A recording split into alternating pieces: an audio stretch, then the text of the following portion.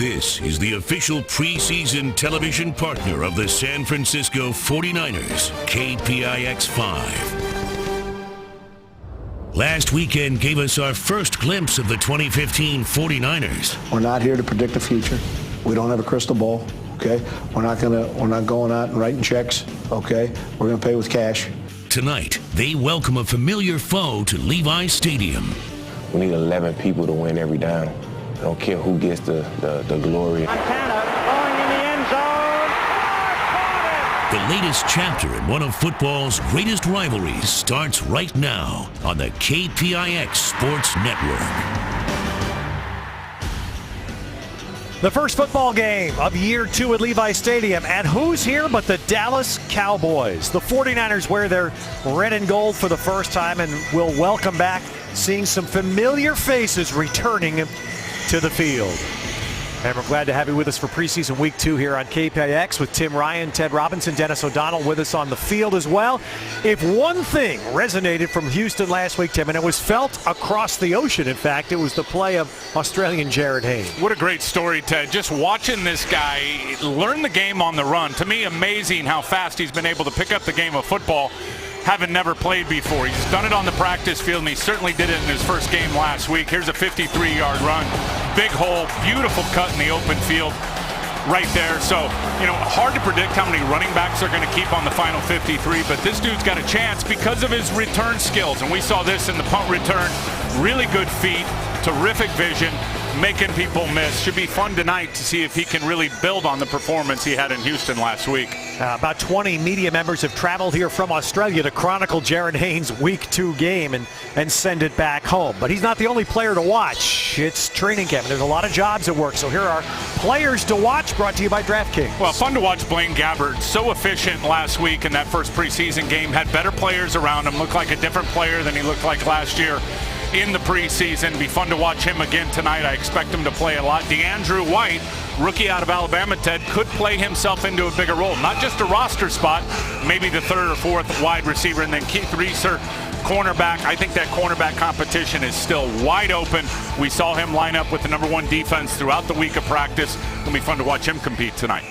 Who cannot watch that? How wonderful will it be? We expect to see Navarro Bowman on the field tonight. It's been a year and a half since we've seen Navarro Bowman in a game uniform. He doesn't have the brace on. He's looked fantastic in practice. So he is the unquestioned leader of this defense. His firepower in the middle is obvious as an inside linebacker. It's going to be fun to watch him play a couple of plays tonight. Only a couple, though. You don't want to see too many of him, but it's going to be exciting. Cowboys are coming off their best year in a long time. It was fueled by a monster year from DeMarco Murray. He's gone. Look who's trying to replace him. And they're going to need Darren McFadden to be a big part of the offense. They really are. His talent has always been unquestioned in my mind. His durability has always been a concern, though. Now he should benefit from those monsters up front when you look at the offensive line of the Dallas Cowboys. But in my opinion, I think he's got his work cut out for him. The 49ers are and will continue to be a stout run defense up front. All right, 49ers and Cowboys getting set to kick things off. Before they do, let's go down to the sideline and join Dennis. Thank you, Ted. Thank you, Tim. You know that the Dallas Cowboys have expressed some concern about the playing surface for today's game. Now, in some ways, Levi's Stadium has become a victim of its own success. It is the premier venue in the Bay Area for mega events like concerts, like the Monster Trucks and the WWE. Now, that is part of the reason the sod has been pulled up and replaced. It will be reinstalled a total of 6 times this year. The latest just a few days ago, shipped in from Arizona, and not a lot of time to take root. Tomorrow, this grass will be covered for a Luke Bryan concert coming up in the next few days. The 49ers, however, say this grass is good to go. And Ted, if it's good enough for Taylor Swift, it should be good enough for Tony Romo. Well, Dennis, Tim and I were down there watching the wide receivers cut during warm-ups. It's only warm-ups, Tim, but that's the best the field has held up here, I think, since the stadium opened. Yeah, no question. I walked on the field for quite a while in the pregame, and hopefully it will hold up. You're right, it did look good. Now, I just got one question. I don't think Taylor Swift had cleats on, did she? Well, obviously it is a story that we will watch. Jason Garrett and the Dallas Cowboys 12-4 last year and came a very controversial Des Bryant potential catch away from playing for the NFC Championship. Kaepernick, who only played one series last week in Houston, I expect he's going to play a little bit more than that tonight. Yeah, I would think. I mean, you'd like to see 10 or 12 passing attempts out of Colin, but again, I think Blaine Gabbert will probably get the lion's share of this game in the second and third quarter.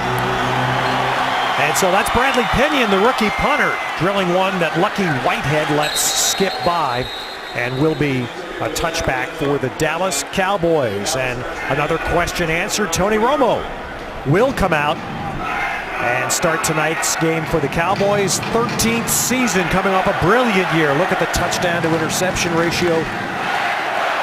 And there's nobody better than Tony Romo when the offensive line gives him time to throw. When he's got 2.5, 3 seconds to throw, Ted, he really is the best in the business. And indeed it is Darren McFadden. He did not play last week in the Cowboy preseason opener in San Diego, but he's there as the single back on the Cowboys' first play. And McFadden popped. McFadden runs right into who? Navarro 53. Bowman, and that is a beautiful play. You can't do it any better. Sniffed it out right from the get-go. Off to the right tackle, filled the hole. Awesome. And here's our Levi's starting lineup for the Cowboys. Familiar name, of course, the great veteran tight end in Jason Witten. And an offensive line that was, you can make a great case, was the best in the NFL last season. What they did for DeMarco Murray in particular. Bowman running up near the line, and Bowman got in, forced McFadden to alter, and the 49ers bottled him up 2 straight plays. Well, it's good to see this defense now with the frontline players out there, obviously. Navarro Bowman with a big impact on that play, blitzing right up inside in terms of a run blitz, or whether he just saw it and really fired his gun downhill, forced McFadden to redirect, and who was waiting for him? A guy who didn't play last week, Aaron Lynch, made the tackle. They look like a different defense with the studs out there. Tim, third and long, and look who's out there first time as a 49er, number 90, Darnell Dockett, who's just outside the hash to the top of your picture.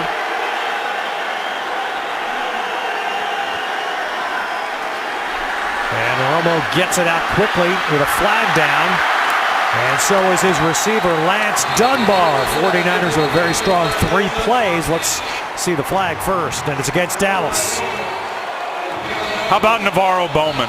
Really, I mean, 3 plays, 3 and out. And Navarro Bowman, Ted, as we said, has not been in a uniform, a game uniform in 19 months and had an impact on all 3 plays.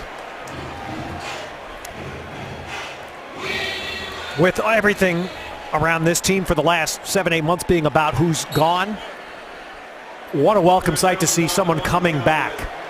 Oh, they're still good. Look, the cupboard's not bare. Yeah, There's still a lot of good players left on this team. And on the defense, it won't just be Bowman. It'll be Glenn Dorsey coming back. He's not playing tonight, but Glenn missed all of last year. Here's Jared Hayne.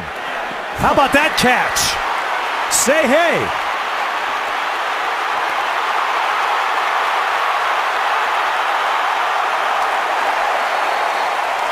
Good day, mate.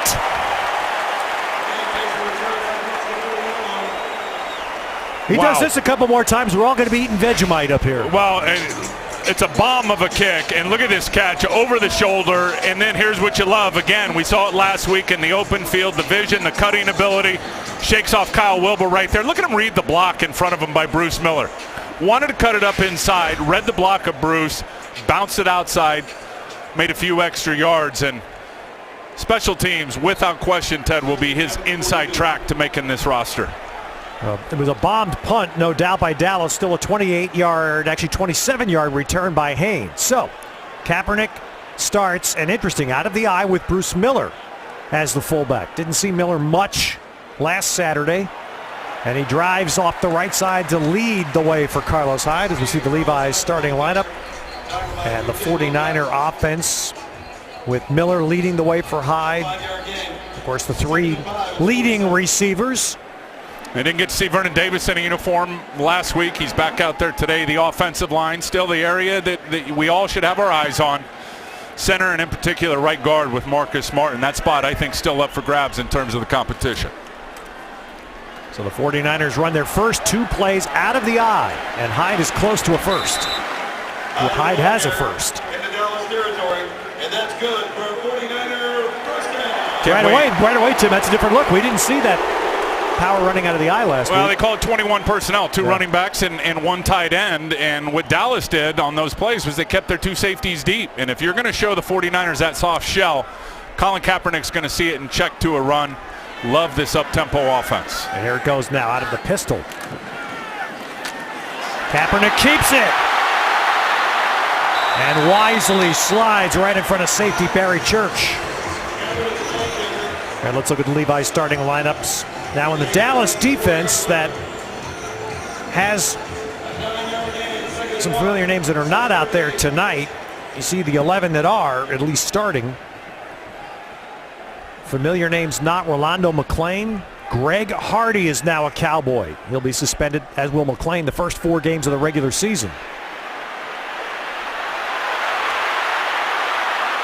And then Kaepernick wisely, after getting wide, made 2 men miss, throws it away.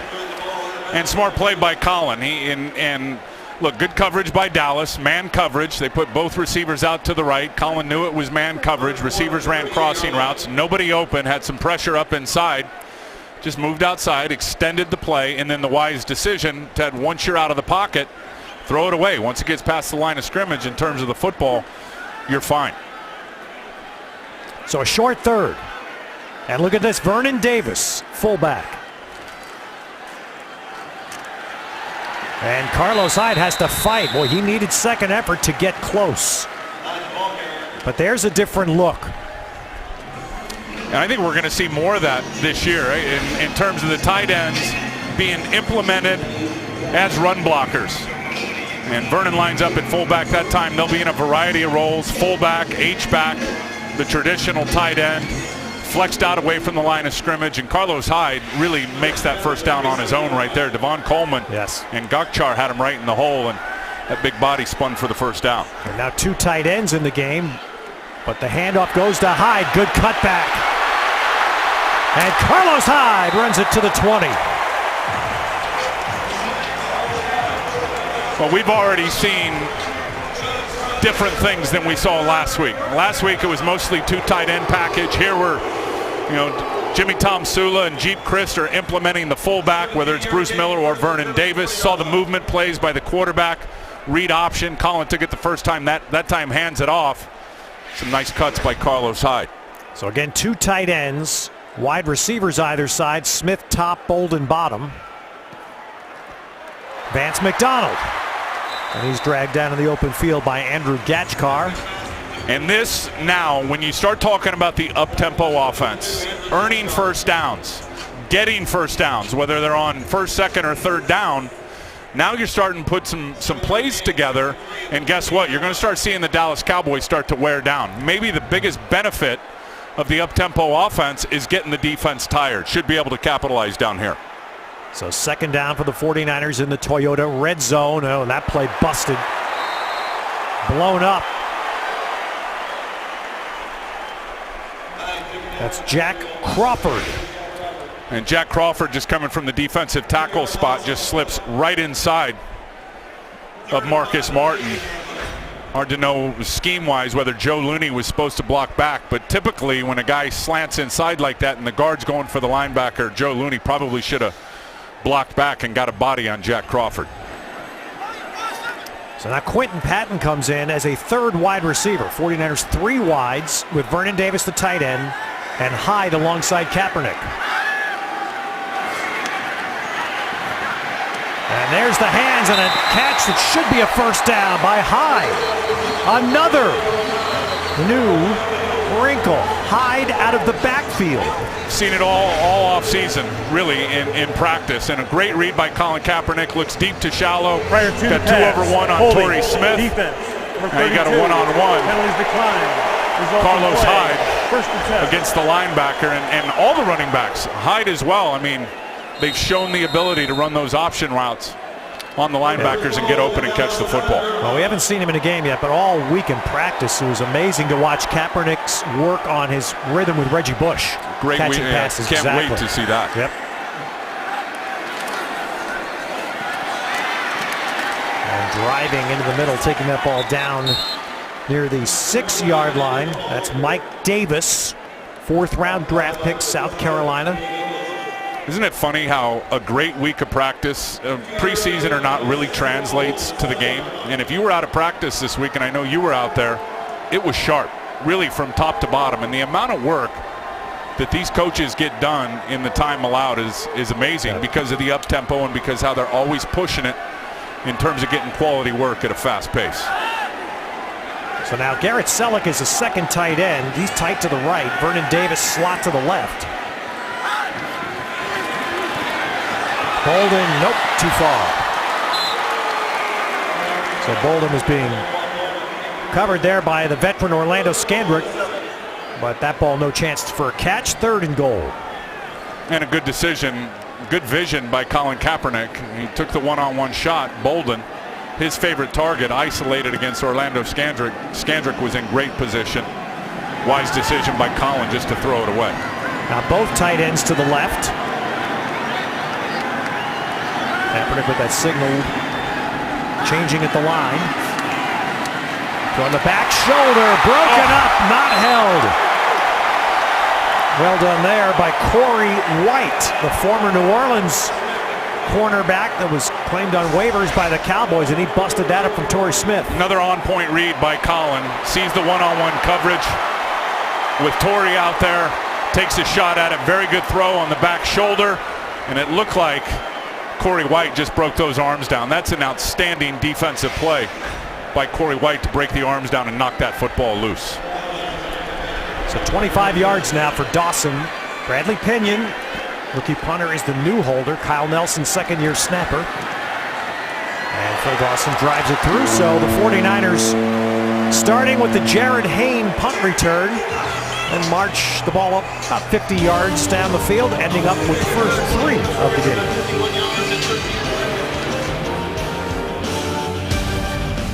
Tonight's coverage of 49ers preseason football is brought to you by Chevron, Levi's, and Bud Light, the perfect beer for living life by your own playbook.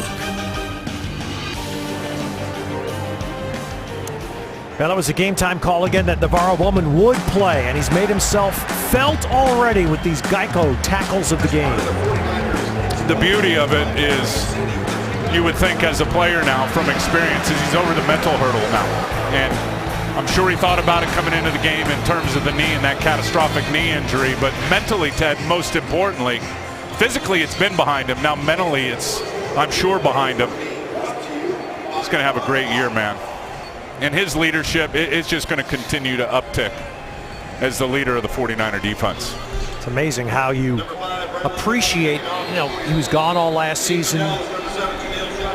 And seeing him back for 4 snaps there, 3 snaps, I guess it was 3 snaps, you appreciate him. All of a sudden you go, wow, missed seeing that. Well, and he's such a multifaceted player, not just as a run defender. We all know he's fantastic in coverage. Right, interesting first 2 kickoffs of the game. It's the rookie Pinion, who has a massive leg and the ability to do that, to take the kickoff return out. And he does so there. Cowboys with a touchback. All right, so that's the more familiar preseason game site. Tony Romo, 1 series, and he's got the baseball cap on. Navarro Bowman, the same for the 49ers after his 1 series. He's done. Brandon Weeden is the backup for the Cowboys, his 2nd season in Dallas. And Tim, would you think the Cowboys are in somewhat the same spot with Weeden as the 49ers are with Gabbert? They want to see him have a real good preseason? Without question. To raise confidence? Yeah, without question, because you look at the other 2 quarterbacks on the roster, and in my mind, they're not number 2s. And McFadden is run down by Nick Moody. Nick Moody is making it as Michael Wilhoit, who was out actually. It was nice to see Michael Wilhoit was on the field warming up before the game, but Nick Moody's getting a great chance here, Tim. And he is in the battle. Looks like he's got a little neck roll on tonight. I think that's something new for Nick Moody, which you want to see out of these linebackers tonight. Build off the good things they did, but certainly improve in their pass defense and their awareness in their pass defense. And McFadden is stopped. Did get the ball outside the 25. Shane Scove is the other linebacker, by the way, in the field for the 49ers. Yeah, and when I say that, Scove was a practice squad guy last year and certainly capable of playing the run. But what Houston did last week is they really spread out the defense and they put those guys in a pinch where they really had to think in terms of the pass coverage, where their help was, wide receiver alignments, and you definitely need to think, but then you got to react on instinct. And I think there was just too much overthinking by those young backers last week. 49ers in their nickel package, they're bringing Darnell Dockett and Tank Carradine out for the nickel rush downs. And that one not held, would have been a first down. But Gavin Escobar, who was their second tight end, a pretty talented guy, and he could not hold that. Pretty good rush by Tank Carradine up inside. But watch Shane Scove here. He's got to pick up this crossing route by Gavin Escobar, and he's just late doing it. He's got his eyes in the backfield. Escobar is able to really run by him and create separation. You got to anticipate that. You got to move a little bit faster. Good thing that ball wasn't caught by Escobar. The ball punted away again to Hain, and he'll bring this from the 20, makes the first man miss, makes a couple more miss, and the punter has to stop him. Chris Jones finally drags down Hain after 35 yards. Ted, it's ridiculous. I mean, Jimmy Tomsula said it last week. He's a world-class professional athlete, and he continues to show it. Jared Hain, well, these are innovative for sure. They are impactful. This Australian import, a 34-yard punt return. There's the Xfinity, Infinity, innovative move. Those gunners, the guys that run down and cover kicks on the outside for the punt team, very, very athletic, and 2 weeks in a row, Jared Hain's made him look silly. And finally, a flag here on the start. Kaepernick stays out there, and interesting. False start. Offense. Number 75. 5-yard penalty. First down. Things are connected, Tim, as you know from your playing days. Jim Tomsula last week took Colin Kaepernick out after one series in Houston, and he said it was connected to Joe Staley. He took Joe Staley out, and he didn't want Kaepernick to stay out there without Staley. Well, Staley is out there right now, playing the second series. And there's Bruce Miller leading the way for Hyde. And a big, wide gap off the left side. That is blocked up so well from top to bottom. And I would definitely marry up Staley and Colin Kaepernick. But look at the double team right there. A good seal block by Anquan Bolden coming in. A good lead block by Bruce Miller. And look at the size of that hole. You really can't draw it up any better in terms of how the blocking in the run game has gone so far in this game. That's it. The run game has been strong in this first quarter. Second down. Kaepernick in trouble. This one he won't get away. Cowboys really pressure and push and smother Kaepernick. I think Jeep Chris had a play dialed up with a lot of vertical routes and deep routes. And guys were still running with their backs to Colin Kaepernick. Little twist stunt inside. It was really Devon Coleman that had the initial pressure. Colin needs to understand, and he knows how athletic he is. Could have easily just taken that around the corner and bought himself some more time. Could have easily outrun those defensive linemen. So now a long third for the 49ers. And Hyde will run.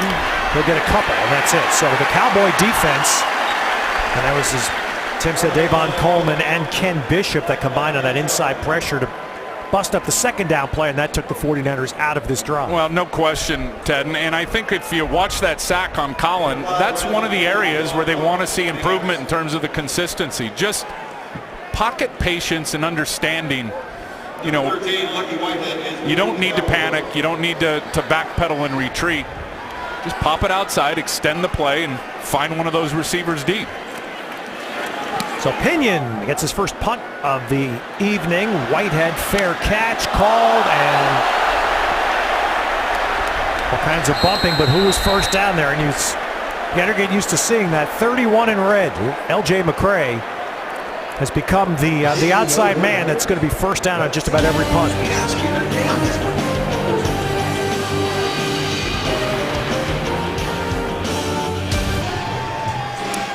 All right, there you go. Well, that's one of the scenes you have in the preseason. You have 49er fans, you've got Cowboys fans. Last year, the first regular season game in Dallas was a ton of 49er faithful in Arlington. So if you'd like to jump on tonight and participate in Ask Tim, which is presented by Jack in the Box, there's your tweet address at KPIX Football.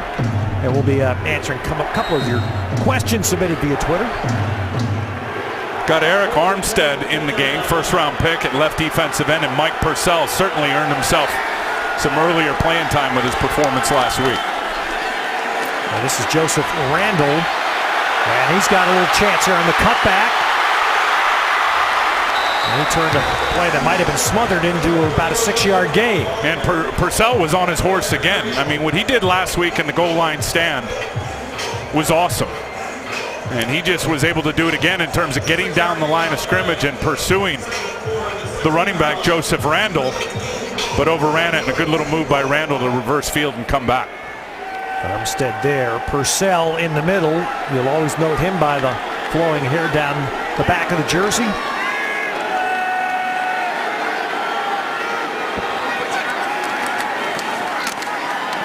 And there's Purcell involved. And Tim, I had a chance to talk to Purcell the other day. And you could see he was beaming because he's a guy who's worked 2 years practice squad here to get this chance. And I asked him point blank, do you feel ready now? And he goes, yeah, I do. He's a different I feel like player. It's my time. He's a different player. You remember him last year, the first preseason game in Baltimore, got to play a lot. Wasn't great. Again, another guy that shows it every day in practice. And the first 2 plays he's in the game, now they go to the nickel package, so they're going to rush the passer. But the first 2 plays he's in the game had an impact on both of them getting off the blocks. And you see a blueprint perhaps for the 49ers. Darnell Dockett is playing only on these third downs, on the nickel downs. Flags are down. Escobar is down. Eric Reed stops him. That's a first down gain. Yeah, they're going to get coming a hold. back. Holding, offense, number 21.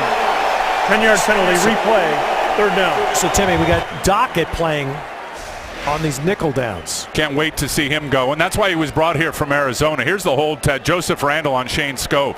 Shane Scove coming up on an interior blitz, one-on-one on the running back. Tried to jump around Randall. Randall grabbed his leg, but that's really why Dockett was brought in. He's played a long time in this league. Very good player still. Set out all year last year with the ACL. They brought him in for this role in particular, rushing the passer right up the gut. So now he's flipping over. You're going to see Dockett from the bottom hash mark on your screen. Switching Tony Gerard. Eddie is in on this nickel set. It has been Tank Carradine. They're basically going to be the pass rushers. And the ball's incomplete, intended for Devin Street. Antoine Bethea, Kenneth Acker. On the cover. Such a smart play by Antoine Bethea when you think about it. I mean, that 5 years ago in pro football, that's an absolute blow-up shot. But the receiver's defenseless. Devin Street goes up in the air. And Antoine Bethea wisely throttles down and takes a legal shot on him. Incompletion. Now they're punting. Well, that gets everybody's attention. I don't think punts have been this exciting around here in a while. Chris Jones. All right, I'm sorry, this is Tom Hornsey, their second punter. The camp punter. And Hain coming back. Jared Hain has made, and if you thought he made a statement last week, he's screaming from a mountaintop in this first quarter. It's going to be hard to not put that guy on this football team.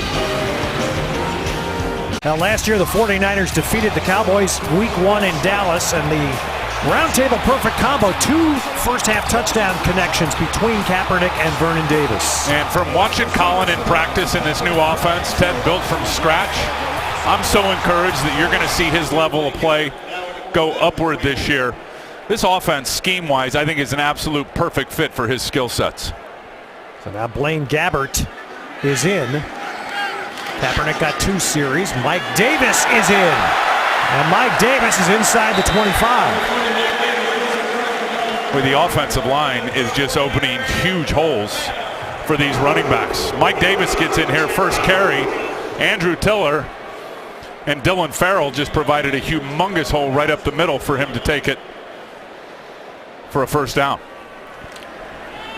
You know, the punctuation mark on that little clip we showed you, those were the only 2 touchdown passes Vernon Davis caught last year, and they were in week 1. I don't think there's any shot we're going to say that this year. No, I'm with you on that.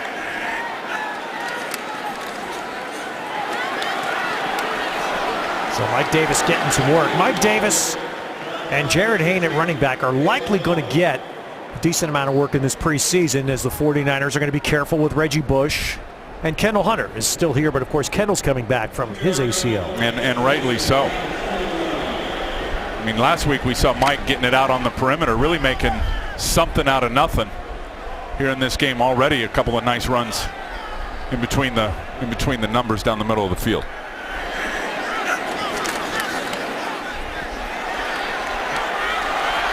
Gabbert comes underneath, nice spin. Mike Davis made the first couple miss and will be inside the 15, just short of a first. That's what I talked about earlier with the running backs being legitimate passing threats out of the backfield. Mike Davis that time just releases up inside the line, gets a matchup on a linebacker. Gabbert throws the ball on time and very accurate.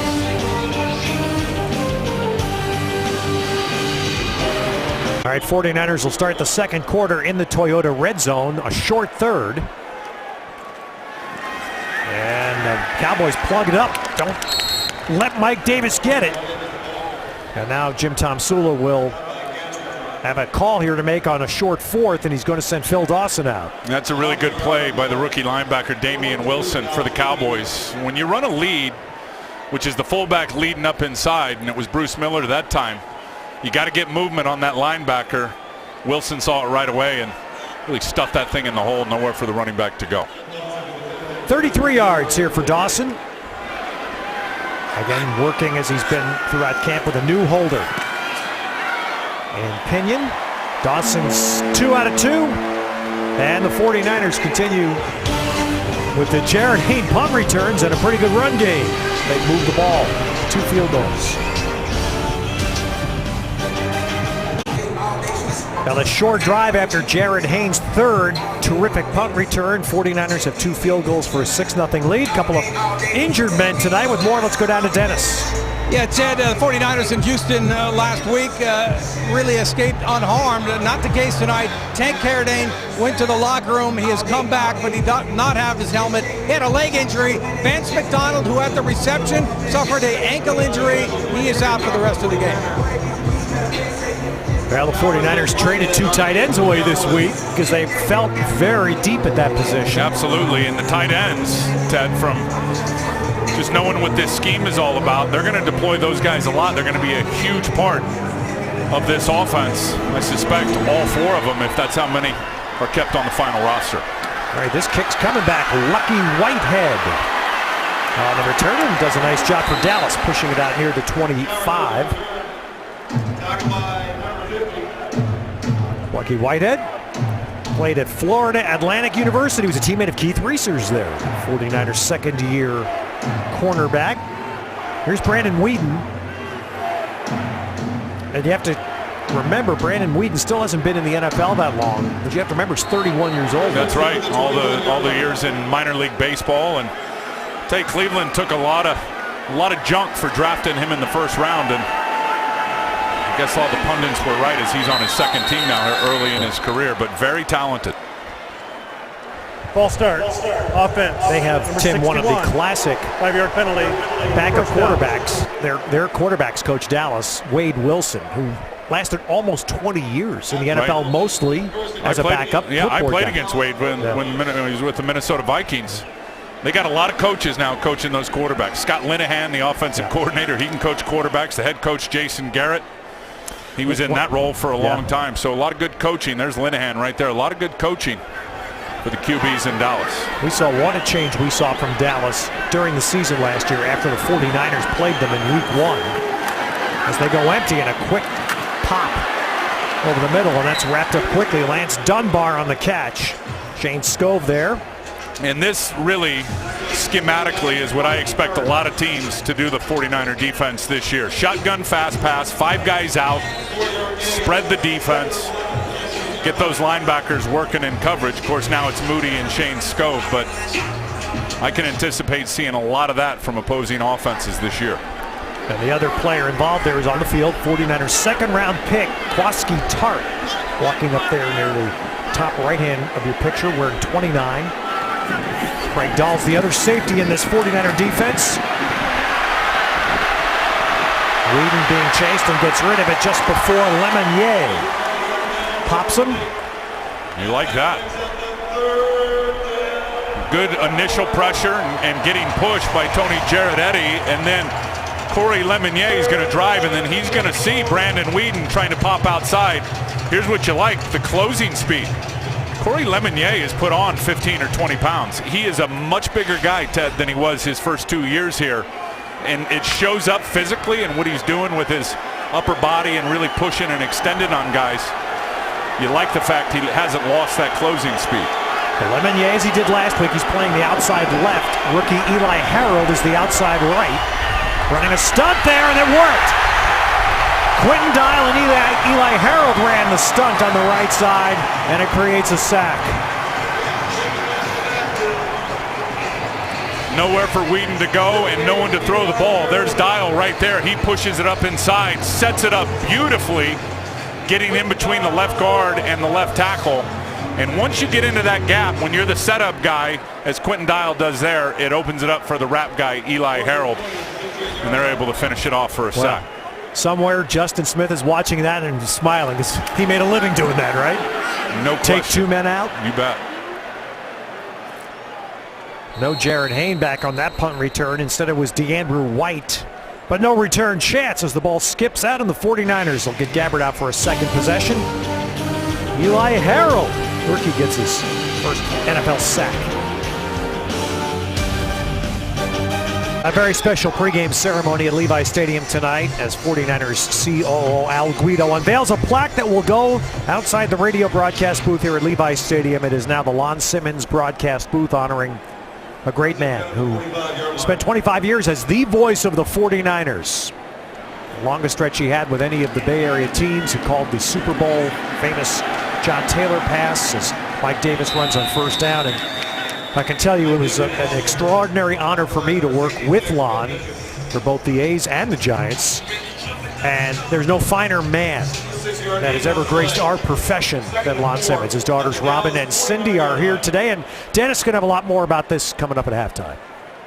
Yeah, I never had the chance to meet Lon, but listening to you guys, obviously a great broadcaster, got to hear him in the late 80s, but a better man, which he just said to me is what sticks.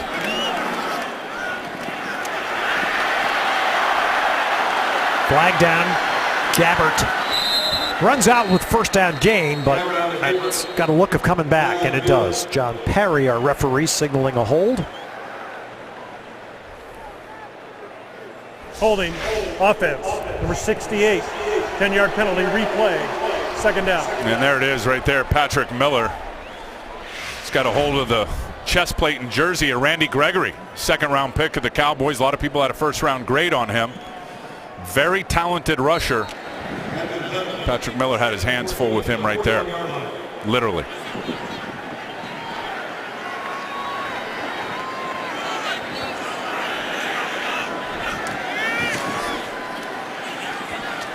So after the march off, some yardage back there as Gabbert connects with Quinton Patton.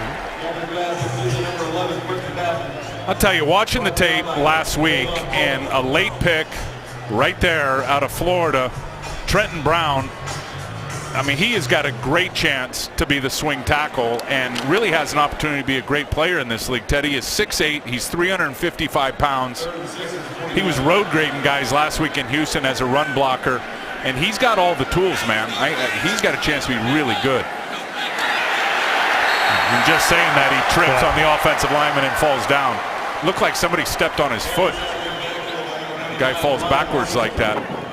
Nevertheless, I think he's really going to have an impact before it's all said and done on this 49ers offensive line. 7th-round pick, Ryan Russell, a rookie himself, 5th-round pick for Dallas. Got the sack, and so Pinion will punt. This will be a little more of a challenge, it looks like, for Gabbert tonight. He played last week, had a few more of the front offensive linemen in front of him. That one's going to be downed by Craig Dahl. Kind of ran into that as it was bouncing and might have skipped a few more yards back. 6-0 49ers.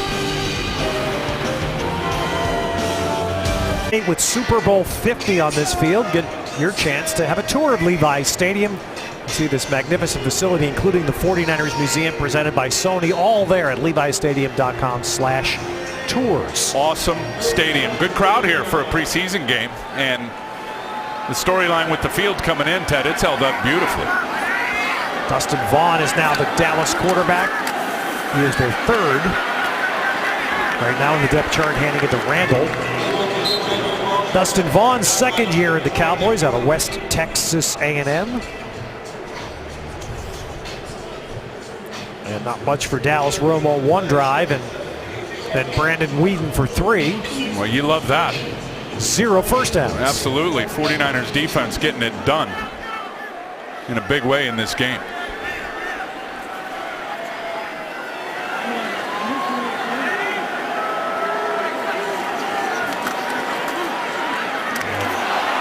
Nice catch there. Good hold of that pass. And Escobar, a very talented player, had a terrific career at San Diego State. With Jason Witten around, he doesn't get many balls thrown to him. But there he does a nice job of catching it away from Scove. And a big, long target for sure. Hurt his shoulder in the preseason week 1. Got cleared late in the week, and that time again. And that's really a lot of what Houston did last week. Get those tight ends isolated on the linebackers.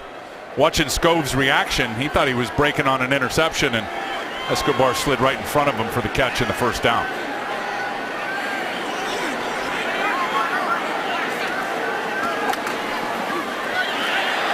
And a play action throw to Escobar.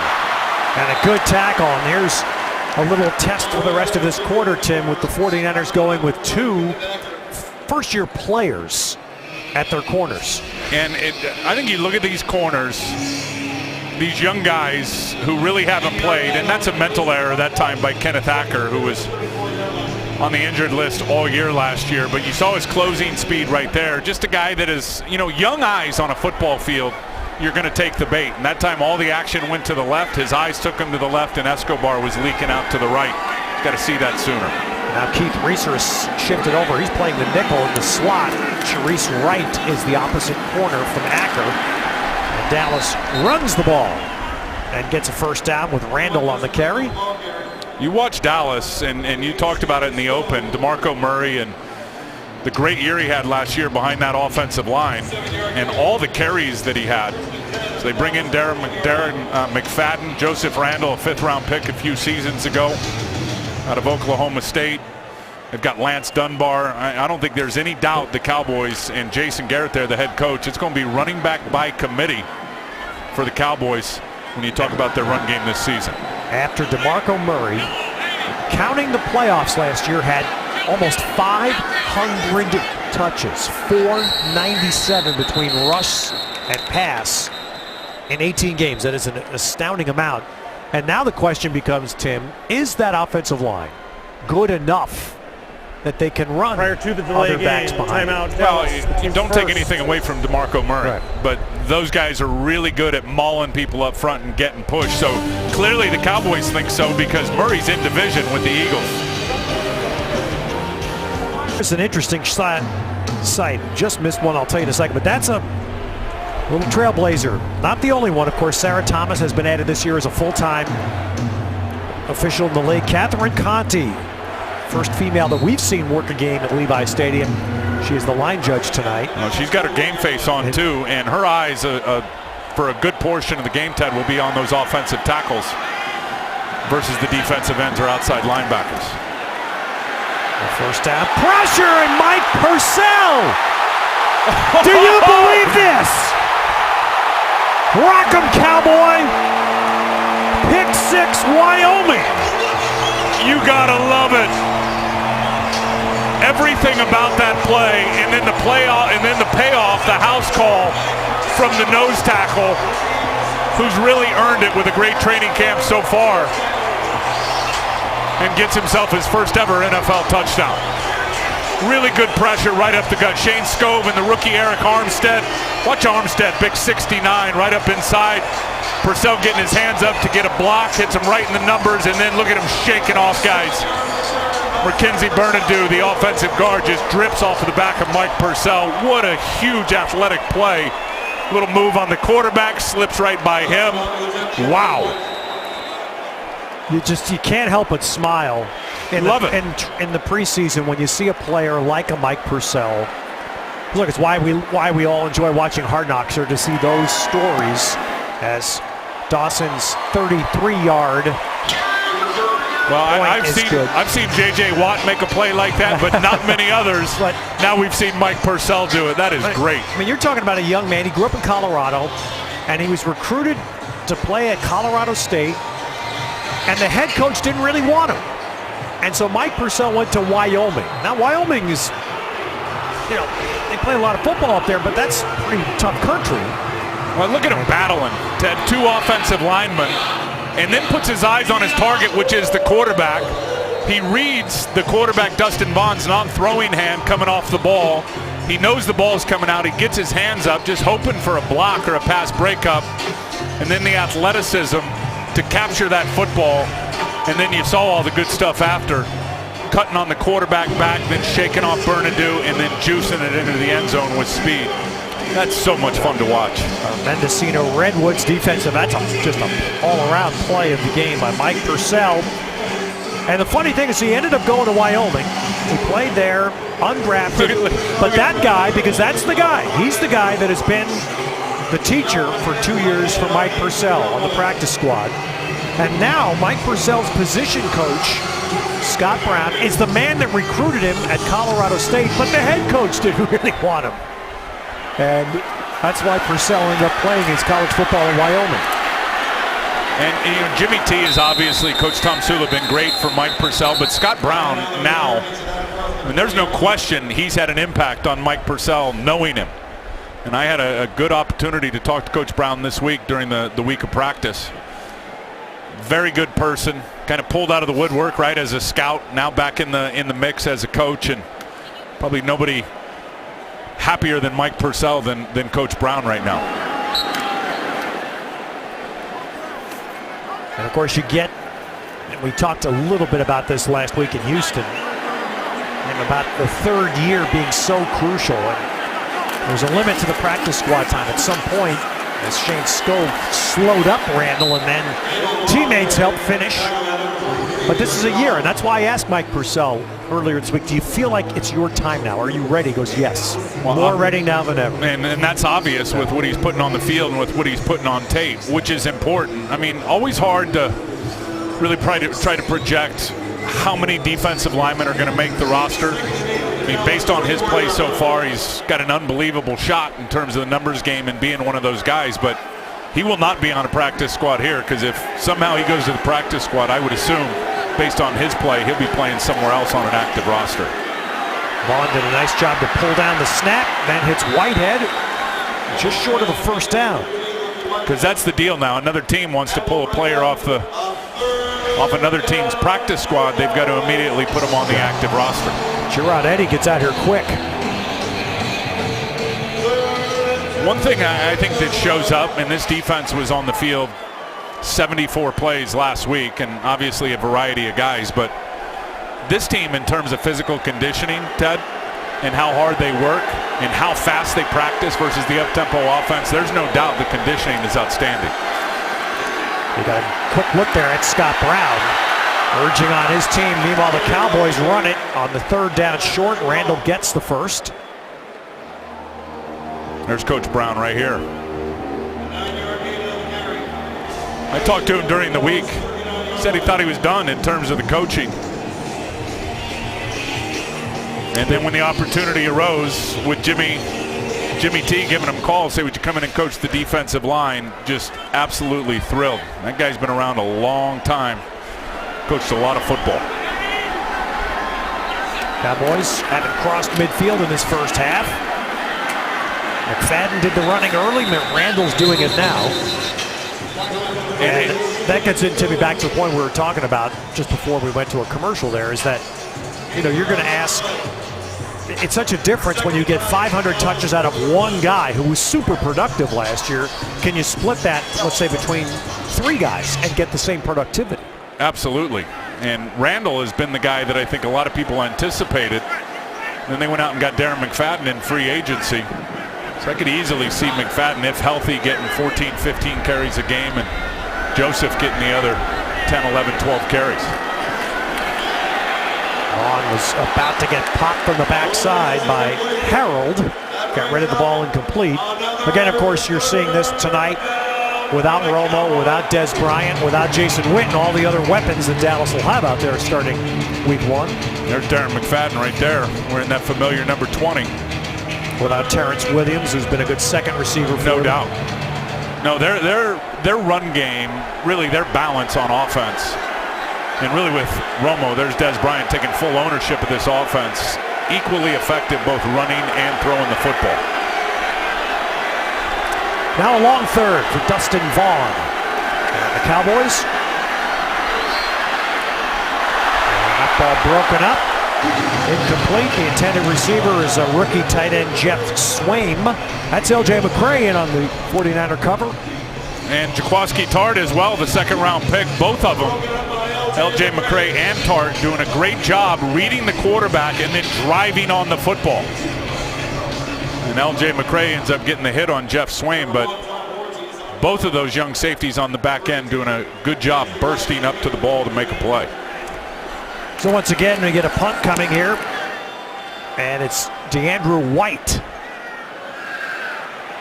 Does field a short hop. Well, 49ers' best plays of the first half have been punt returns. They'll have a flag down on this one, and that was the one thing maybe that stood out to me other than Haynes running. On Haynes' 3 long punt returns, not a single flag, which in the preseason, special teams plays are always flag ridden. No doubt. It looks like you see there, it's going to get a hold over near the sideline. During the return, maybe a Garrett Selleck. Return team, number 88, 10-yard penalty. He collide. Tim Ryan in the preseason all over this. No. Man. You see there's Selleck there, Yeah. 88, right out on the perimeter. And that's usually the one that they see is the guy right in front of that last cut by either the runner or the returner. And you saw the vision point there of the official and then threw the flag. But that's an area, Ted, no doubt, this team needed to improve on in terms of the special teams, both covering and especially returning. Jared Hayne in this game on his returns, 28 yards a punt return. Incredible. Flag again as Mike Davis made a nice reversal of field there to gain yardage. But that's coming back on a hold. Holding. Offense, number 76. 10-yard penalty. First down. So where the 49ers are now, after the first quarter, has gone to all of the men that are competing now to see if they can win a job on the offensive line. Hey, that's Sean Huey right there blocking down. After the penalty, 1st and 20 at the 17-yard line. And again, just like on the punt return, it was right in front of the cut by the running back, and really the last thing the official sees is the ball carrier makes his cut. All right, so off the long first down, short run play to Mike Davis. Well, 49ers.com, which features all of the great work of 49ers Studios, 49ers Live, which will keep going through the regular season. It's a perfect one-stop shop for all things 49ers.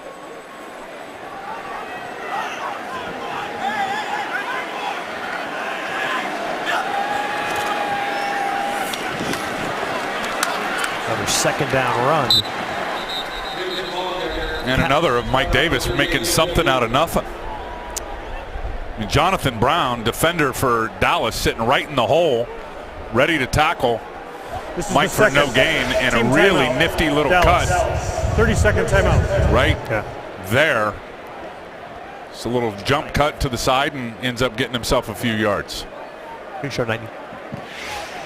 4 and 1.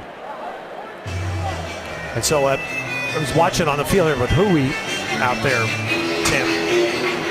Mike Davis, there you see his numbers, but the Cowboys had an interesting draft this year. In essence, they feel like they have 3 first-round picks, and that's one of them. Randy Gregory, picked in the 2nd round out of Nebraska, and here he is not playing in a backup pass rush role, but a lot of people felt like he was first-round talent. Yeah, and just had obviously some behavior and off-the-field issues. There's no doubt he's a first-round talent out of Nebraska. When you watched him play in college, fell to the 2nd round, so they feel like they have great value. You say the same with Lyle Collins, who they got out of LSU. We'll see him when they get the ball back. He has been in the game as Collins. Gabbert, nice job of finding something. And now Quentin Patton making the grievous mistake of, this is the NFL, that doesn't work. No. Not only did he reverse field, but then really started retreating, running back towards the 49er goal line. Good job by Gabbert, really not panicking as that pocket's closing in on him, extends himself out of the play, dumps it off right here. If you're Patton, go north and south. Get what you can get. So he reverses, and then that's the big one right there now as he really retreated. That's about a 17, 18 yard and it changes loss. field position. Absolutely. I mean, totally. Just a mistake. Dallas get the ball near midfield. And Whitehead's, that's good punt cover by the 49ers. And you see a guy like Moody down there covering punts. So Dallas, we're still shy of the 2-minute warning, and they will get the ball. This will be their best drive start, just shy of the 40.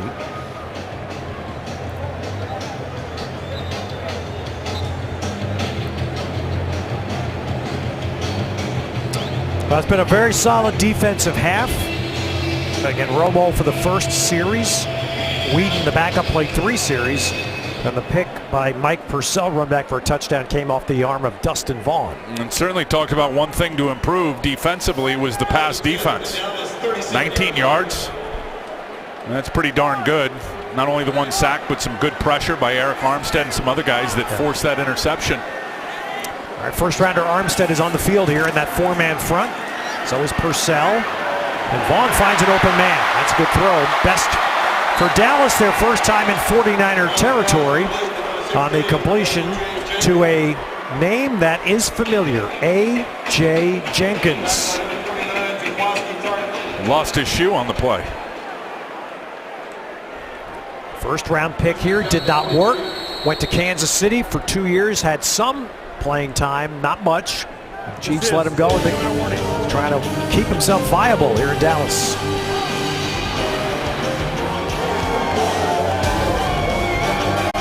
Well, there's no doubt this is the best throw of the game for the Cowboys. Dustin Vaughn going to get ejected right there by Mike Purcell. Knowing he's going to get hit, just threads the needle to A.J. Jenkins in front of Keith Reeser, the corner, and Craig Dole, the safety. Navarro Bowman got on the field, played the first 3 defensive snaps for the 49ers. His first game since January of 14. And not only did he get on the field, the 3 plays he was in, he was perfect. So final 2 minutes, Cowboys are in San Francisco territory for the first time in the half. And Vaughn's pass incomplete. We just had Jim Mercurio, Vice President of Operations for the 49ers in Levi Stadium, came in, and 61,000 in the stadium, which is really impressive for a preseason game. The atmosphere is awesome. And the nice feeling in this first half. Now, it's still the first half, but in the first half, the field has not yet been a story. No, that's wonderful. It's held up great, and I think what the fans have seen here in this first half is certainly going to be a little more of what the real team's going to look like when it gets real here Monday night against Minnesota. That's picked by Craig Dole. Pass was a little bit behind Whitehead, and Craig Dole made the leaping pick. And what a difference versus what we all saw last week against Houston. Watch Craig Dole sitting back and just drive on this ball. I mean, he sees it coming out right away to Lucky Whitehead, and he just, watch him put his foot in the ground and drive and go make that play. And that's not an easy interception now. I mean, Lucky Whitehead, had his arms in there trying to make a play as well, and Craig Dole just muscles it away from him. Technique perfect, the finish even better. That's a great call. You see it there in the review. It was not behind him. Dole took it. So the 49ers have a chance now to run some 2-minute offense with Gabbert. And a completion.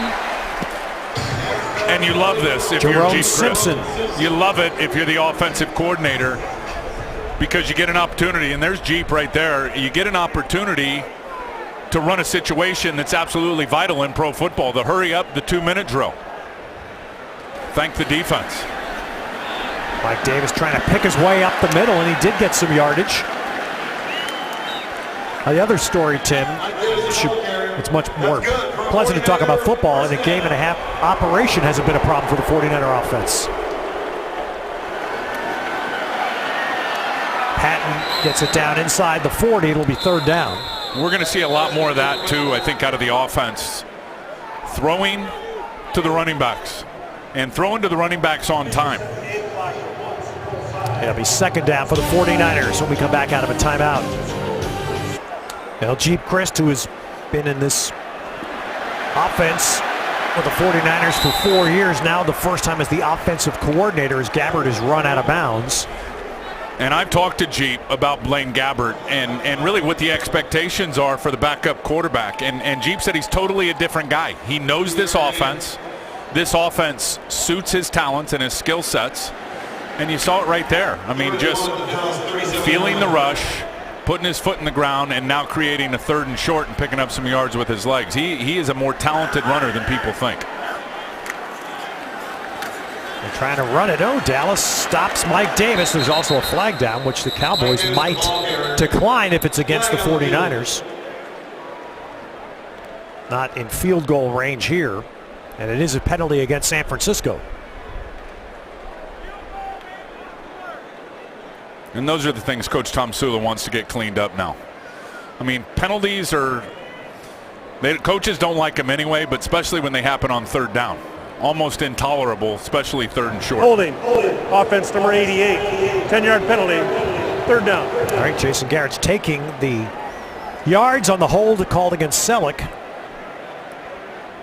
And of course, this week, Tim, was a statement of sorts of confidence in Selleck and his blocking strength as the 49ers traded away 2 tight ends. To me, he looks like a different guy, and I think you're on it in terms of his importance to this football team and what their expectations are of him. And there Dallas comes in and gets the sack of Gabbert, knocking the 49ers back on the other side of midfield, and that's a former Stanford standout, Ben Gardner, who spent last year on injured reserve for Dallas. And just goes right around Justin Renfro, to the inside. Showed the outside rush, countered to the inside. Gabbert stepped up, and Gardner, brought him down for the sack. So the 49ers, instead of trying to generate points off the 2-minute, instead go to the punt here as the clock winds down.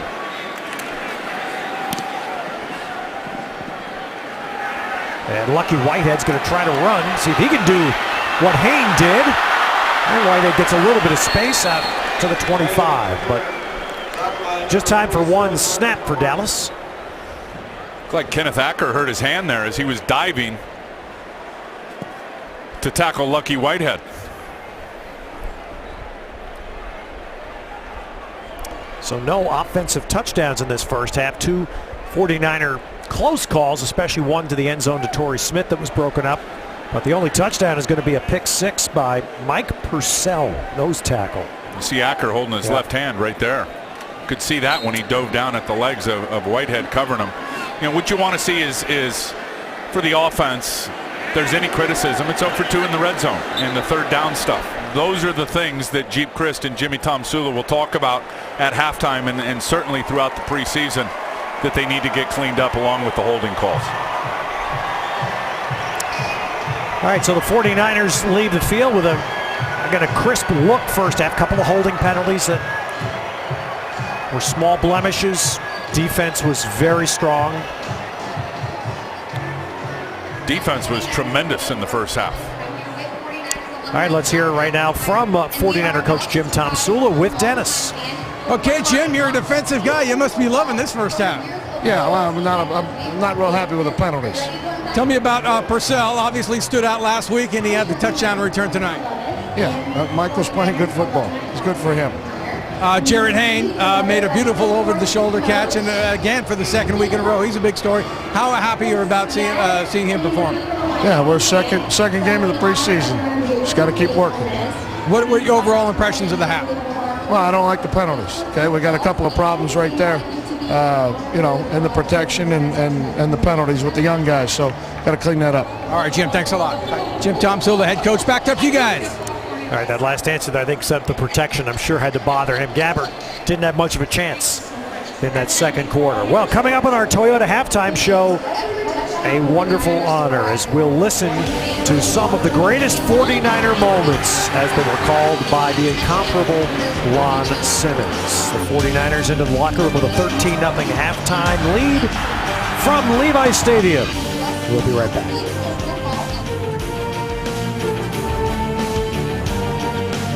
An impressive number.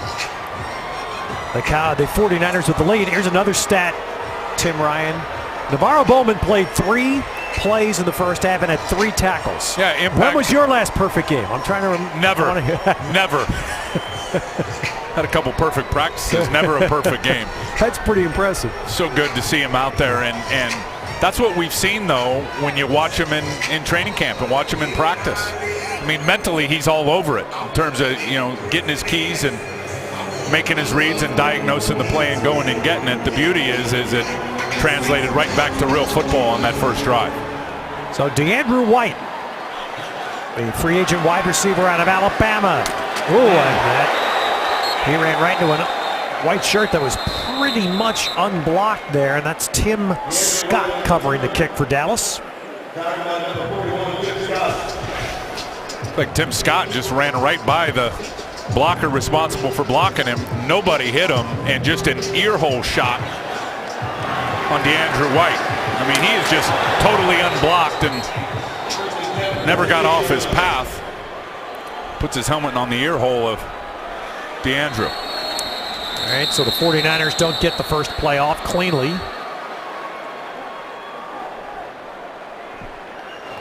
Dallas had 12 guys on the field. 5-yard penalty. First down. Preseason football rearing its head. Absolutely, and that's a rule now that changed a few years ago. I think it was the Patriots-Giants in the Super Bowl, the game in Indianapolis, 12 guys on defense, and now it's just blown dead immediately. As soon as the officials see it, boom, blown dead, throw the flag, penalize them. And Gabbert off the play action throwing, and that's tight end Xavier Grimble on the catch. Pretty good catch by Grimble, scooping it up off the ground, really. Gabbert had pressure right in his face. That ball down near the ankles of Grimble, and he's able to scoop it up. The one tight end I don't recall seeing, Tim, do you, Blake Bell? I saw him some in the first half. You did? Okay. Yeah, we saw him some in the first half. Utilized as a blocker more than anything. There was hardly any passing success at all in the first half. The 49ers, unlike last Saturday, did not give Gabbert much of a chance in the first half to do anything as Hayne gets a carry here. So Jared Hayne, who did not run from scrimmage in the first half, does so to start the second. Obviously awesome in the return game. But if you're going to keep a specialist in terms of a returner, you love him to be able to contribute in other areas. And obviously this is the area that Jared Hayne's got to be able to do it. Good job there, making a couple of guys miss and getting close to that first down marker. All right, here's a little test for your offensive line. Oh, Gabbert's going to keep it, and he'll run again into a man. That was Blake Bell, who didn't get the defender blocked, and Keith Smith, linebacker, makes the tackle. Former San Jose State Spartan.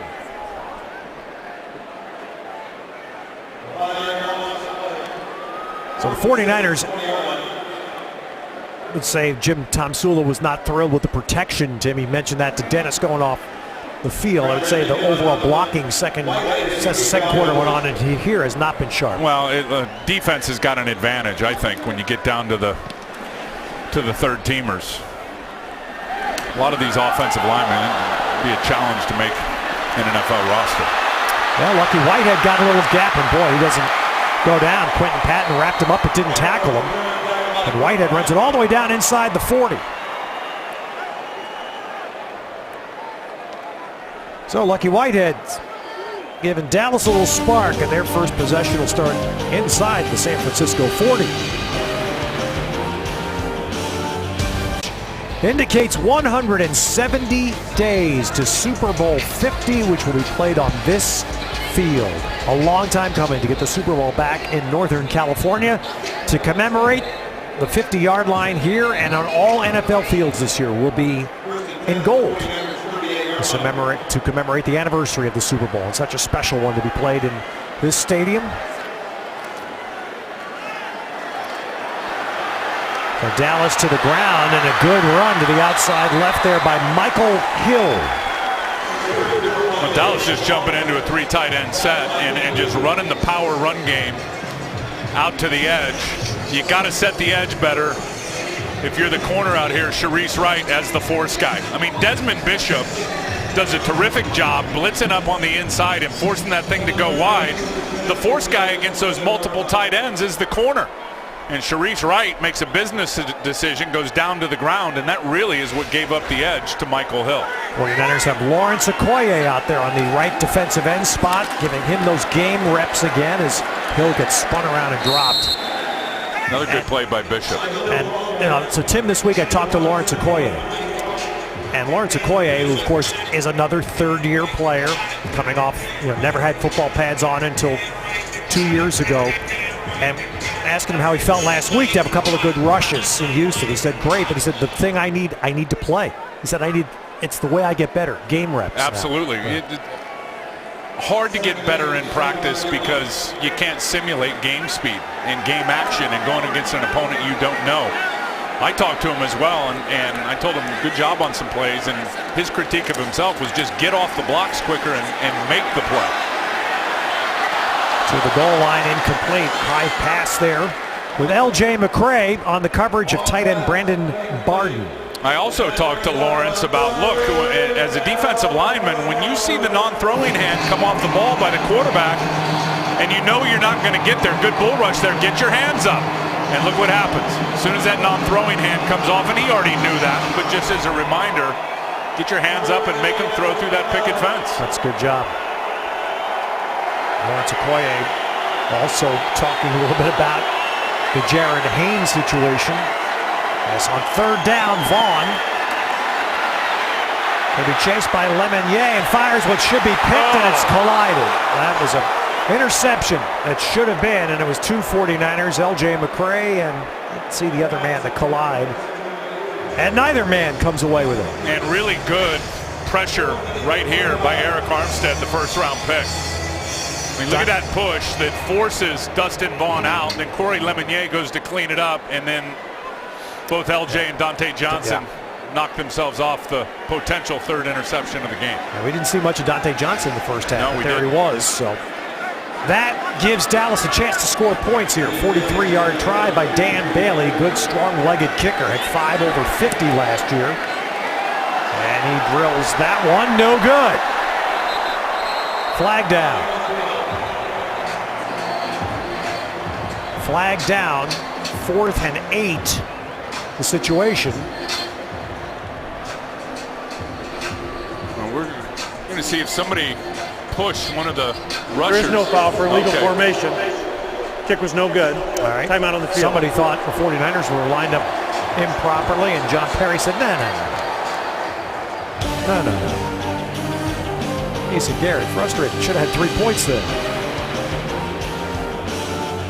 By Jack in the box, will the 49ers bring in another offensive lineman via free agency? And the one name that's out there everybody's talking about is the veteran Evan Mathis. Yeah, I don't think it's going to be Evan Mathis in terms of, he's a good player, but an older player. I think they're committed to the young guys. I really do. Now, who knows who becomes available in final cuts and how they look on tape, but when Kilgore gets back and playing center, they're going to have a lot of options playing that right guard position.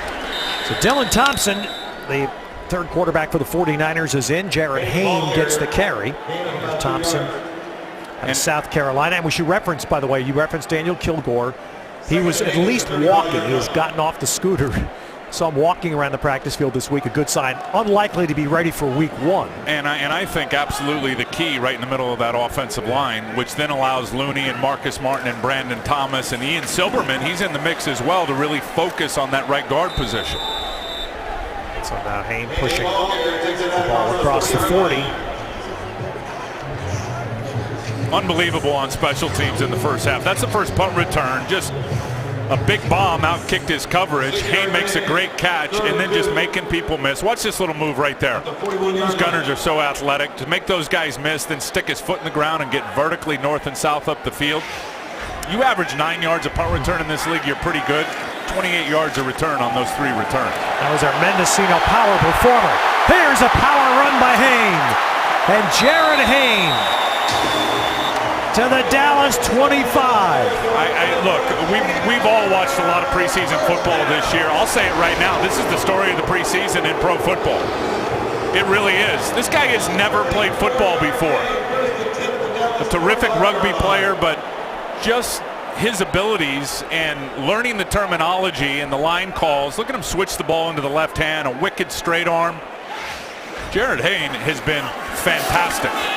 Not just for this team, but the story around the NFL and globally is awesome. Tim, there's a wonderful phrase in Australia. The Aussies are fabulous people, love sport, and the wonderful phrase they use is "no worries, mate." No worries, no worries.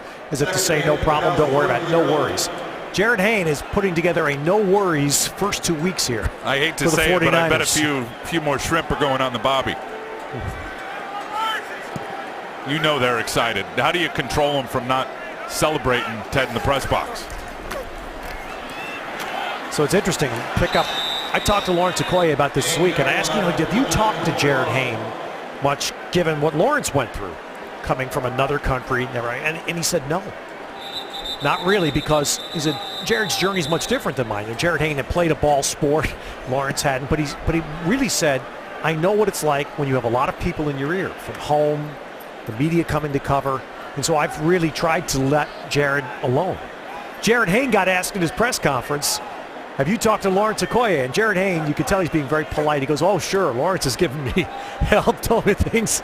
And Jared Hayne was being proper in front of the amassed media. Lawrence was very respectful when he said, no, I've tried to stay out of the way and leave him to himself. And it's totally different. I mean, for Okoye, I think it's a tougher transition because he's a lineman and he's in the trenches. Running back is so instinctual, but get the ball and run. But so much of the terminology and the vernacular that come with it, those linemen are making line calls, protections are changing, defense is making adjustments. That stuff to me is pretty amazing mentally, as fast as Jared Hayne has learned it.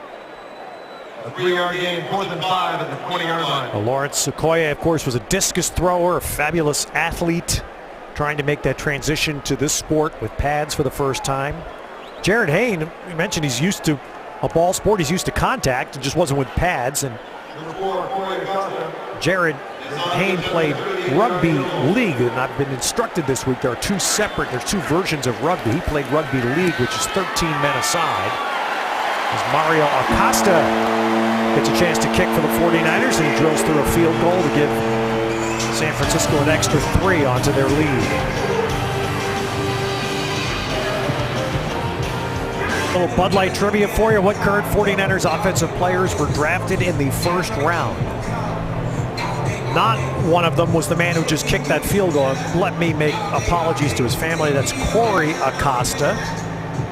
He's a rookie out of southern Mississippi that just kicked that field goal. It's a thrill for him. Every NFL team brings in somebody as basically a camp kicker, and he's trying to impress people that down the road, somewhere, sometime he gets that chance. Phil Dawson. I think the number is 4 in terms of offensive players that were first-round picks.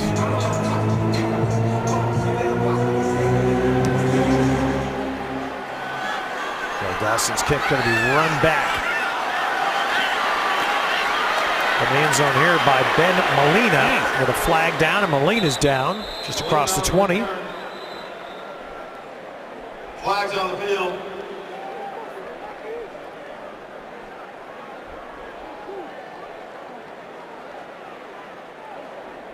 During the return, Holding.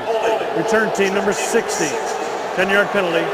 First and 10. I feel much more like preseason now. There's a flag on every special teams play. And that's going to ship Dallas 10 yards back when we return. Our Bud Light trivia question, I think the operative word here is current because there's been some changes to this answer, but the answer today is Tim. And I know this one, and I'm typically bad. Reggie Bush, Vernon Davis, Joe Staley, and Blaine Gabbert. 3 of those 4, 10 or better, 10 or higher. Yeah. And of course, just since the last game here, Mike Iupati, Anthony Davis, Michael Crabtree all would have been involved in that answer. All of them 49ers first-round picks that are no longer here.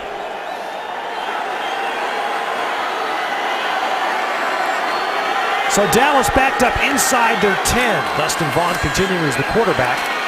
And we should also mention, as Michael Hill carries, that Brandon Whedon, who played briefly in the first half, was taken to the locker room. We weren't told that right away, but he was taken off and apparently being examined after a blow to the head.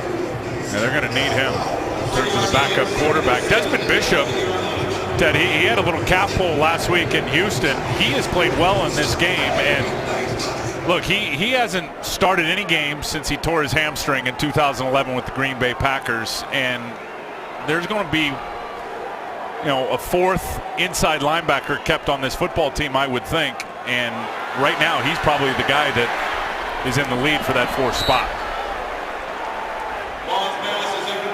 And for those of you joining us on KPIX, 60 Minutes can be seen on KBCW at 7 o'clock.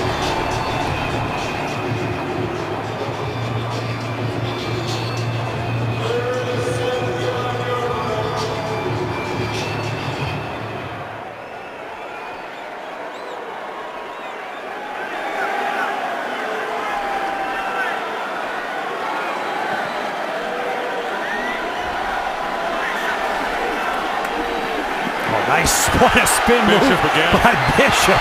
Wow. Now that's a heck of a completion. Give Dustin Vaughn credit because he stood in there and delivers that ball. It's going to be a fun replay to watch. Well, Vaughn has made a couple of big-time throws with pressure in his face. Watch Bishop and watch the spin move coming back inside on the running back. I mean, that is ridiculously good. When you say that running backs have to block in the NFL, there's your exhibit A. You don't see a lot of linebackers when they get matched up on those running backs using the spin move. Either the arm over or just try to run them over, but that was really good. And Dustin Vaughn did deliver that ball. That's quite impressive. The previous pass to Jeff Swaim, who's a 7th-round draft pick himself from Texas, trying to impress the Cowboys. That's Nick Ballore, number 50. First time we've seen him. Nick Ballore was a free agent pickup by the Niners from the New York Jets in the offseason. And it's the first time we've seen him play. And special teams guru coming over from the Jets. As you said, first time seeing him play has been nicked up through training camp. Be interesting when you talk about that inside linebacker population and really how many backers they keep in general. Ballore's got good versatility in terms of cross-trained inside or outside. Good rush there.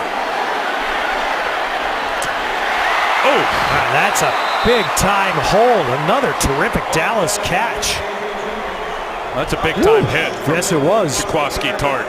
And A.J. Jenkins, I'm almost speechless. He held the ball. And that may be the hardest he's hit in terms of holding on to it. And you love the hit because it's low. It's not up high. It's with the shoulder. That's a really good job by Jenkins hanging on to the ball, but equally impressive with Tartt. His role and his versatility on this defense, I think, is going to be something to watch this year. Flags down. Just give A.J. Jenkins credit, and there has to be some internal motivation for him coming back here to Ball play. Start. Offense number 87. 5-yard penalty. First down. Against the 49ers. But you talk about a guy that's taking a shot tonight to make an impression on Dallas. No doubt. That's a heck of a catch. I remember when he was here, he had drops. I mean, he dropping the football and the light not going on consistently. The last game of 2012 was absolutely a memorable drop of an underneath drag that's got to be one of his better catches. Reflective of his 1 year, in the pro game and taking that vicious shot from Tartt and hanging on to it. Ball overthrown. So you think of the difference right now at this point in the game, Tim, and here's another example of what we're talking about. Dustin Vaughn's playing, but he's got in front of him the guy wearing 71. We touched on him earlier. Lyle Collins, who had a massive off-field issue at LSU that caused him to not be drafted. His agent at one point was going to petition the league to have him be in next year's draft. Dallas signed him, undrafted free agent, and the guy, again, the first-round talent. Absolutely. We'll watch him on tape in that first game against the Chargers in the preseason, and that first-round talent showed up. And all that stuff, from what I understand, all cleared up and no longer being looked at for any of that off-the-field stuff. Feel bad for the guy. Vaughn stepped away from the Purcell rush, and then he's clipped down in the open field by Bishop. Got to be happy for Desmond Bishop, just with what he's been through. And the guy started 27 games for the Green Bay Packers. Can play in a 3-4, can play in a 4-3 defense. Last week you saw him wait a little bit on what ended up being a first down, and not tonight. I mean, he's seeing it and he's going and getting it.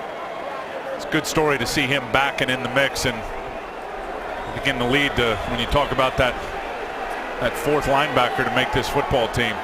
He's got the experience and he's made the plays so far in these first two preseason games. Screen set up, flag down, Molina down, another flag. Two separate fouls here. That may negate the play, give Dallas another chance. For me, and I know it gets sloppy, Ted, you talked about it, and the coaches know it as well, with a lot of these guys that aren't going to be on the team that are out there playing. Rich Bisaccia there, the special teams coach, a good one. But for me, and everyone's getting evaluated. 2 fouls in the play, both by the offense. Pass interference, number 17. Penalties decline. Holding, number 75. That penalty's enforced. 10 yards, third down. So the play will stand, and Dallas will get third down again, but it's going to be a lot longer. There's the overt push out there. 17 out on the island.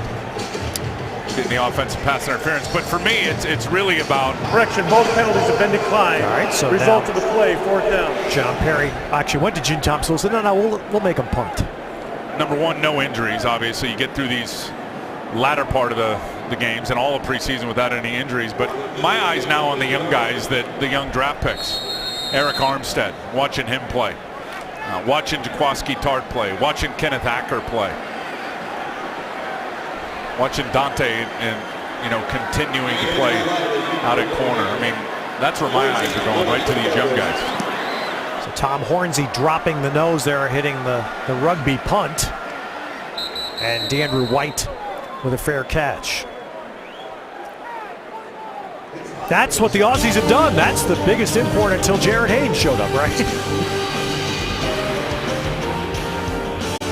All right, here's another Ask Tim question brought to you by Jack in the Box. Well, there's the magic question that 14 days ago, I'm not sure we would have had a real good answer, Tim. This guy's providing an answer. Well, number one, he's got to make the final 53 first. And how many running backs they keep, hard to speculate. We don't know that, but there's no doubt it's going to be hard to keep him off the roster, Ted, based on what we've seen so far. I think you look at Hyde, you look at Kendall Hunter, Reggie Bush, Mike Davis. There's good running backs. His biggest role certainly will start as a return man based on what we've seen. And Hayne gets yardage off the right side. So, of course, Jared Hayne, who made a declaration last fall in Australia that he was going to leave the Australian Rugby League to pursue an American football career. There was a possibility at one point he would sign with Detroit, but there was a visa issue involved for Hayne that derailed that. And eventually, Jim Tomsula winds up playing a big role in his decision to come to San Francisco. Yeah, I think you're right about that. Jimmy's got experience coaching guys who never played before. You talked about Lawrence Okoye earlier. And Jim Caldwell's a fine man, the head coach of the Detroit Lions. No question, but in terms of the personality and the likability, got to go with Jimmy T.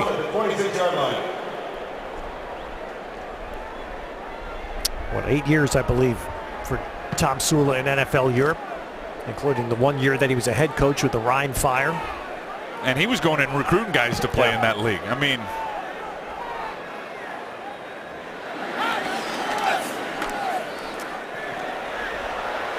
Dylan Thompson. And he finds Blake Bell for a first down. So rookie to rookie there. Bell, the 4th round pick out of Oklahoma. You talked earlier, Ted, about the 2 tight ends moved off the roster this week with Asante Cleveland traded to New England, and then Derek Carrier traded to the Washington Redskins. I think a big part of it, we talked about Garrett Selleck and Vance McDonald and Vernon Davis, but this guy right here in his versatility, Blake Bell, is really in a multitude of roles. Can run after the catch, can block, can line up at a lot of different places. He's going to see a uniform in a lot of games this year. Now, Hain was brought down for a loss. The problem was he was brought down by the face mask. So 49ers will get yardage and a first down out of this.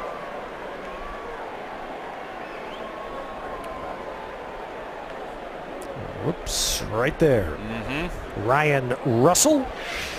Personal foul, face mask, defense, number 99, 15-yard penalty from the end of the run, automatic first down. And Tim, we have to say that Hain's not the only Aussie here tonight. The man we just saw punt and drop the nose to kick that Aussie rugby style punt, they called it. Tom Hornsey is from Australia, and that's the more traditional route. He played Australian rules football and then went to a special academy in Australia where they teach people to kick.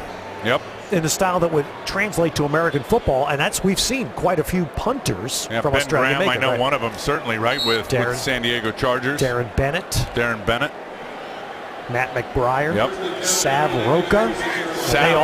And they all came out of Aussie rules football. That's the difference with Hain coming out of rugby league.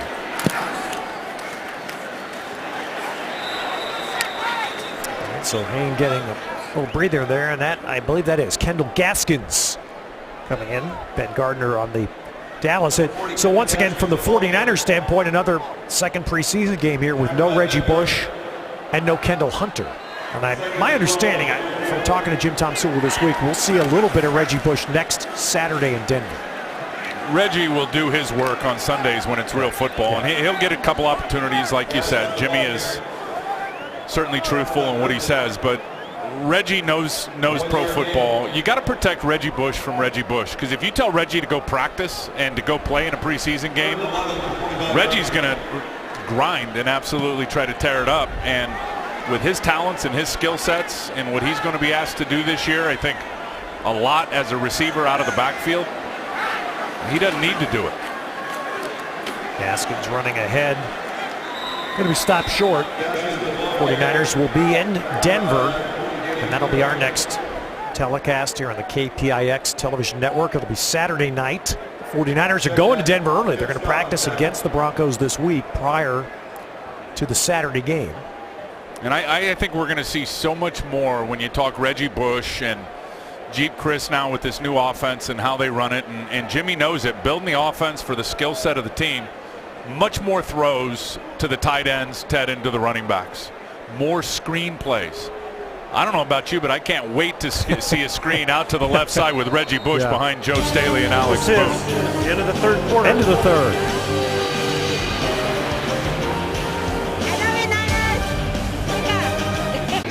We start the fourth quarter. Ted Robinson, Tim Ryan, Dennis O'Donnell on the KPIX Preseason Television Network. We'll have the fifth quarter. Don't forget to stay with us. Dennis and Vern Glenn will be along for all the postgame. Pinion punting away. Nick Harwell lets it hit and perfectly placed. Kicked a little bit and eventually down by the 49ers. It'll be around the 5-yard line where it was first hit. Best punt of the preseason for him, no doubt. It was first touched by Kyle Nelson coming down on the cover, but still at the 6-yard line, perfect. And this is that rugby style kick you were talking about, that end over end kick. And the idea is that when that thing hits, it bounces straight up or backwards, and that's exactly what happened.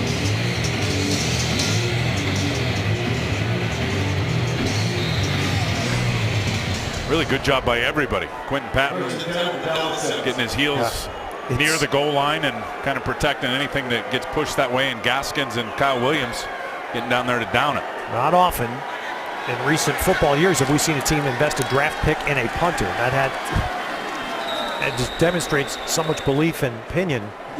I'm trying to think. It was Jacksonville drafted Brian Anger a few years back out of Cal, right? I can't think of any other draft pick for a punter in recent years. Third round, Anger was. And of course, Pena, not just a punter, but the strong leg kickoff that. Well, I think if there was any criticism, he does have that massive leg of coming out of Clemson. I remember getting ready for the draft. It was some of his directional punting.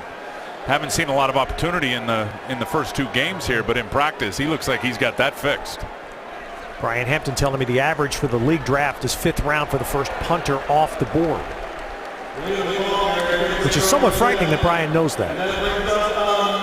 I remember, I think it was 1991, and it was another, I think it was a Clemson punter when I was in Chicago. Chris Gardocki was drafted in the 3rd round. Yeah. Look that up, though. I think he was out of Clemson, left-footed punter. Well, of course, I think anybody that appreciates football loves the fact that punting was finally acknowledged when Ray Guy was put in the Hall of Fame. Well, Ray could have lined up and played safety too now. Let's not forget that. Well, what a weapon. No doubt. And to his credit, Andy Lee was often that, especially during the 3 real good years for the 49ers. And Vaughn's clipped down from behind.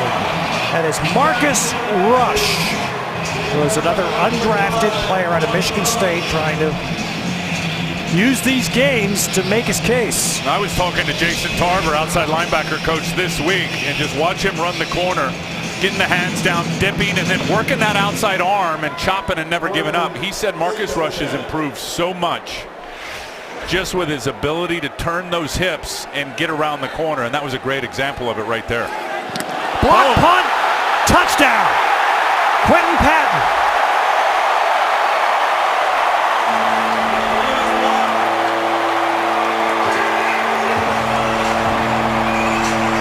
And that has to feel real good given a couple of plays earlier tonight. A big makeup for Quentin Patton. Yeah, not a bunch offensively for Patton, but watch this as he comes from the right side and just dips right underneath the blocker right there, and that's perfect. I mean, that block point is 9.5, 10 yards. You want to get your hands up and almost take it off the foot of the punter. You couldn't do it any better if you're Quentin Patton. A couple of good special teams plays by him. None better than that one.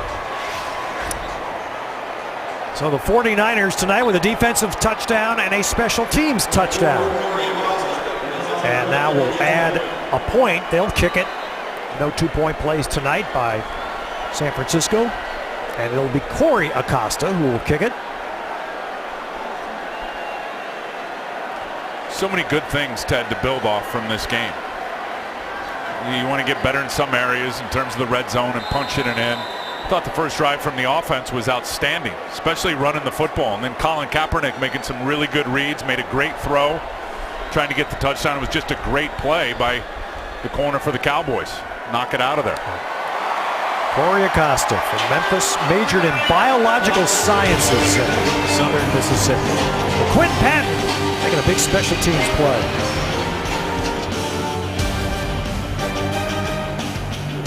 Annual 49ers Rush presented by Subway. It's a unique endurance event held right here at Levi Stadium on Saturday, September 19th. All are welcome to celebrate fitness. You can learn more at 49ers.com. So the 49ers having a nice night. And here's an interesting thing, Tim. How important is it for Jared Hayne, do you think, to do this, to be able to play this side of special teams? Well, no doubt. I mean, the more you can get out of a guy in terms of the teams, the better. Not just as a return guy, not just as potentially a reserve running back, but a guy, there's only so many roster spots. Cover kicks, be able to do everything, and he is running right down the field, going to get in on this play. Well, there he slowed up the kick returner, Ben Molina. But I would suspect that, Tim, that he really has to be able to play special teams on both sides, right? And he can. I mean, what you just saw there and how he ran down the field, he was the first guy down covering that kick and had an impact on it. Here's Jared Hayne here. They call that R1, and that's the #1 guy to the right side of the kicker. You just watch Jared Hayne run down the field. He's the first guy down there. He's going to go right around the blocker, not ready for him. Forces the returner to stop, and then all the pursuit catches up. That's a really good job. Special teams. Pretty good night. Terrific. All right, Dallas goes to its fourth quarterback. This is Jamel Showers. Showers out of UTEP.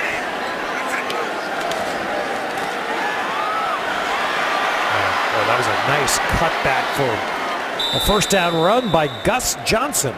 Another rookie out of Stephen F. Austin. A lot of the Texas schools represented on the Cowboys roster. Pretty good job by Eric Armstead doing his job, forcing that thing to cut back. Shane Scove just looked like he got held and really swallowed up right there. No doubt.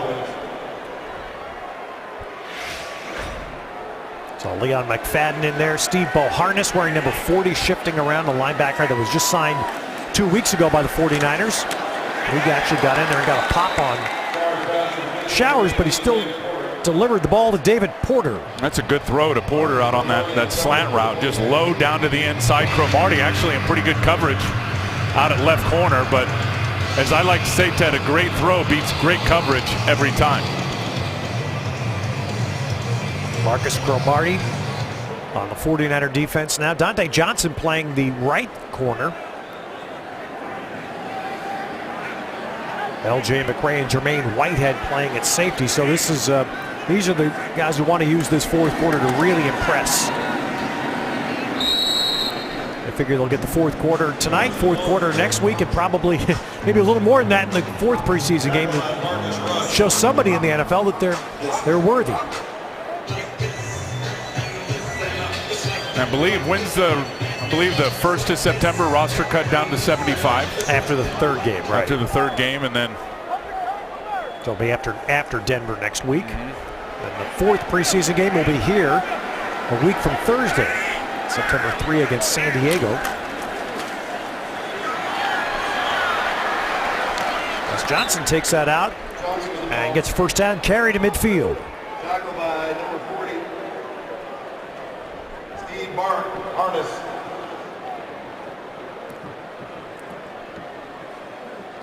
So you see a lot of new names First and 10 at the on the 50-yard 49er defense at this point. Garrison Smith standing in front of Bo Harness, playing on the nose.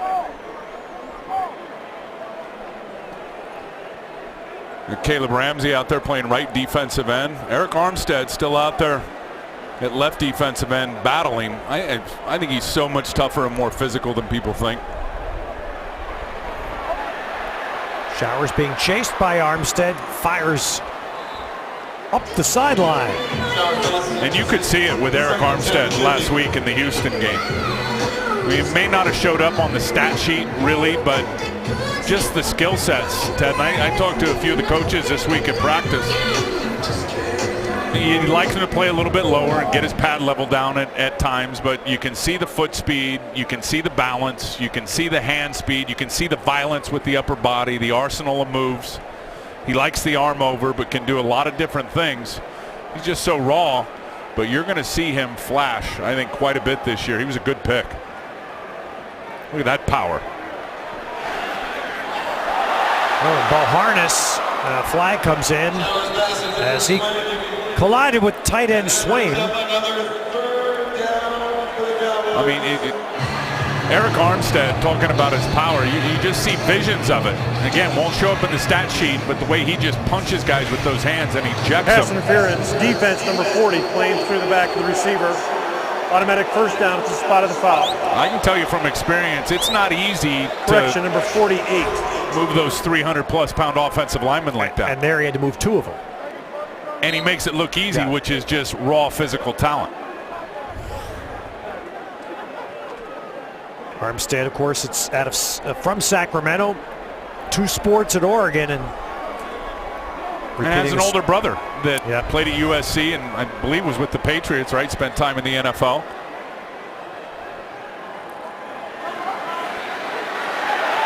And Showers got rid of that one. And good job by Showers. Before he was dragged down, Marcus Rush had him, but Showers got rid of the ball for the incompletion. And got tattooed right in his chest by Caleb Ramsey. Marcus Rush is just going to, he's just going to keep battling. Inside move right there. That's what we talked about earlier. Twisting his hips. And Caleb Ramsey's lucky that that wasn't called a roughing on the passer right there with the guy low, and then him really putting that crown of his helmet right into the chin of Showers.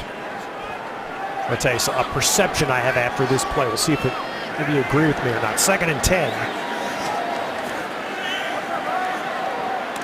And that one's broken up by Dante Johnson. For some reason, and I know the SEC gets all the love when it comes to finding talent, but to me, there's two schools, and you just see guys that are football players come from those two schools. One is Wisconsin, and the other is Michigan State. Marcus Rush, making me think of it. I mean, you see and football Michigan players State's come out. always been that way. Yeah. I mean, you think back. I played against Michigan State twice, once in a Rose Bowl, I believe it was in '87. And we also opened up in East Lansing. I mean, year after year, they're putting quality players. No matter where they're drafted, they're putting quality players in the NFL.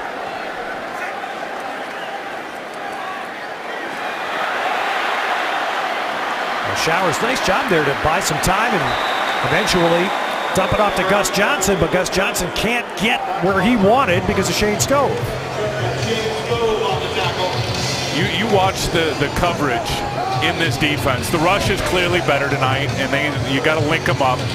Sean Lemon, good run around there, forces Showers up, but the tackling, the awareness, the pass defense, breaking up on the football, the 2 interceptions. Remember, no takeaways last week. This defense led the NFL in interceptions last year. That stuff has been so much better, Ted, in this game here tonight. 4th down. And let's see what happened there. Timeout called by the 49ers. So Timeout 4th San and Francisco, 5. the team's first. We'll pause before the 4th down Dallas play. There's Jared Hayne getting ready to go in on punt coverage here. See this? This is a press credential. Last week, 4 for Australian reporters. Tonight, 20. The fever is catching on for Jared Hayne. Let's see what he does on punt coverage, guys. Well, Dennis, the Broncos better get ready. There could be more than 20 next week. 4th down here. 49ers bringing everybody. How about that? Safeties both came in. McCray and Whitehead, both safeties came in behind the first wave. LJ McCray, I mean, he is like a speeding bullet coming right up the middle, unblocked. And again, what you love is he's coming unblocked. There he is, but watch how he just lowers his pad level and hits the quarterback down low with his shoulder. You can't do it any better, and he got there in a hiccup now. Very nice preseason for him. Look at that. I mean, there was 3 quarterback hits last week against Houston. Now, the ball was coming out a lot faster, but the sacks, the hits, the takeaways in this game tonight, what a difference. All right, 49ers, Dylan Thompson off the play action throw. Touch that ball. That's Busta Anderson, another 7th round pick out of South Carolina. Those are college teammates connecting. Right on time. Dylan Thompson, little fake right there. It's a crossfire where the tight end's coming from the backside of the formation. Really tough on that outside cover guy as he's looking at all the action going away, and now here comes a passing threat right in his face. Dylan Thompson made him pay for it with a perfect throw and then a good run after the catch because the throw was so good. Kendall Gaskins short carry there. 49ers made a trade this week and their newest player is on the field. You see him right there wearing 69, Jordan Devey. Offensive lineman they picked up from New England. He started a few games last year for New England, right? Yes, played in a couple. He's a Utah. Went to junior college in Utah, then played a couple of years at Memphis before spending 2 years in New England. Just add another guy to the right guard competition. Why not?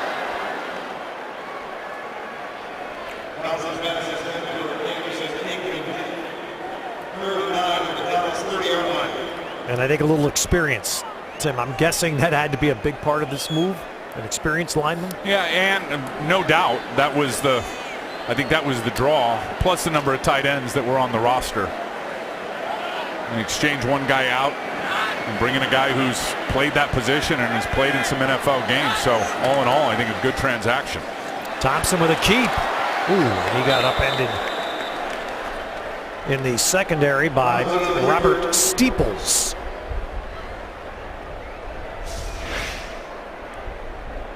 We've seen more of these movement plays by the quarterback tonight. We saw Colin Kaepernick run a read option. He kept it.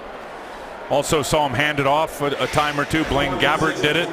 Now Dylan Thompson. So you're starting to see, I think, more wrinkles that we're going to see in this offense when football gets real. Fourth down throw here intended for Nigel King. Good and throw. Wow, that was a nice throw. And it was knocked away at the very last there by Rod Sweeting. Prevents this from being a terrific fourth down catch.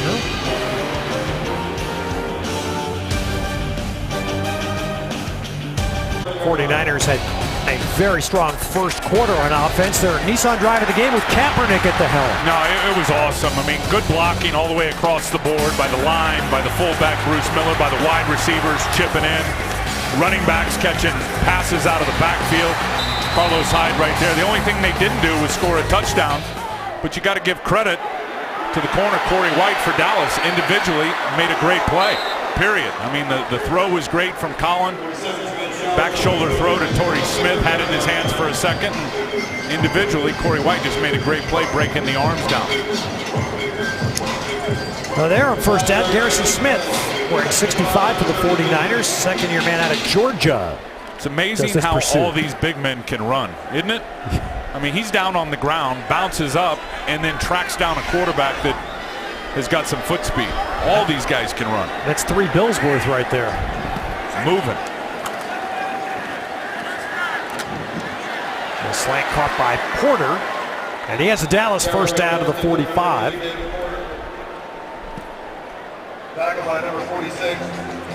Coverage by Sean Lemon, another linebacker. 49ers, because of those personnel situations, ended up thin in linebackers, so they brought in 2 players after camp started.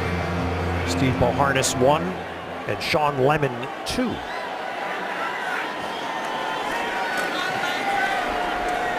And that one through 2 hands. Swaim, the Dallas tight end, and Whitehead, the 49ers safety. And let's get another Ask Tim from our Twitter feed at KPIX Football. This is brought to you by Jack in the Box. Hard to say. You know, I mean, I think he's going to be much better in this offense when you talk about Colin. What he got from Kurt Warner. What made Kurt Warner great was Kurt's ability to stand in there knowing he was going to get blasted and let that receiver uncover.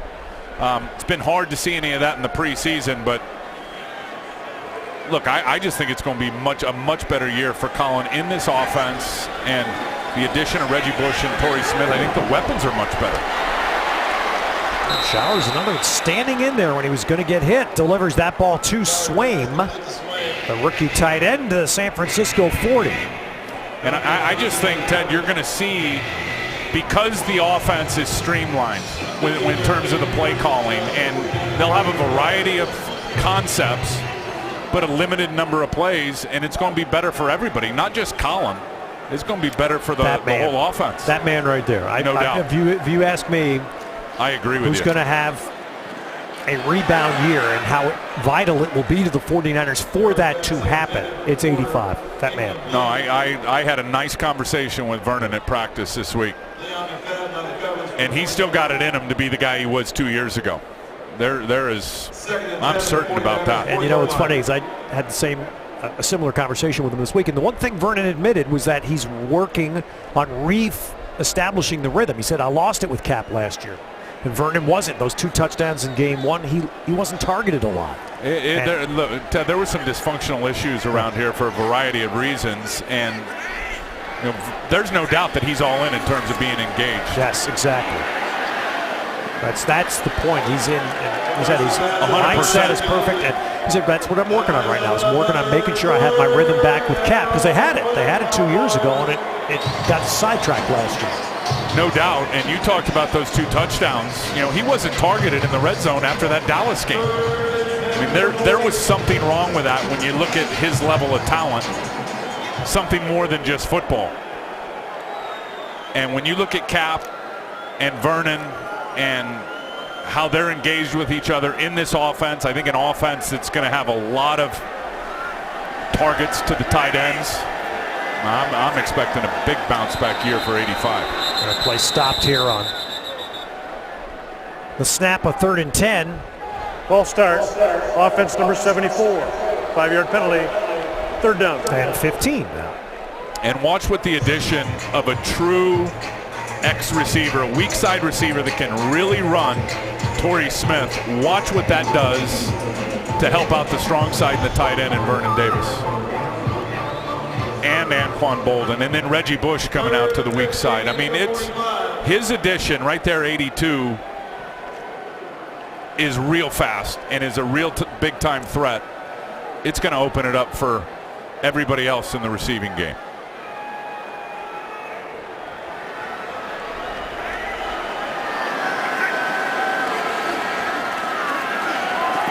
Jamel Showers, and that one, play on McFadden. Not sure he would have made it, but he saw an end zone there. He was thinking the big run. Here's the cap on that first drive that was all perfect. Colin Kaepernick here making a great read, one-on-one to Torrey Smith. Good throw on the back shoulder fade. And Torrey had it in his hands for a second, but individually, that was just a great play by the corner, ripping the arms down, breaking it down. I mean, you'd love to cap that terrific drive, running and throwing with a touchdown, but give the corner of the Cowboys some credit. So Dallas goes on 4th and 15. Jamel Showers, 49ers really bring 3 hard rushes, and he still completes the ball. Wow, that's well done to Swaim. That's such a good throw. Jeff Swaim showing a little something tonight for the Cowboys, and that's a 1st down on 4th and 15. There's the matchup right there. Boharnis on Swaim, trailing a little bit, but gets that arm out in front of him. That's just an outstanding throw from Showers, just outside the reach of Steve Boharnis. Whoa. And Showers does a great job to step away, and he steps it all the way down inside the 15 as the corner McFadden came in, and Showers got away, and then he took advantage. And for the first time tonight, the Cowboys are in the Toyota red zone. Here comes the pressure. Boharnis from the outside, McFadden from the other side. Now, typically in a game plan, your game plan, and you got a quarterback that can run like that, you're typically going to have a spy on him if you're sending pressure. Now, these two rookies clearly have established a connection. You can tell Showers and Swaim look like they've been doing this a long time.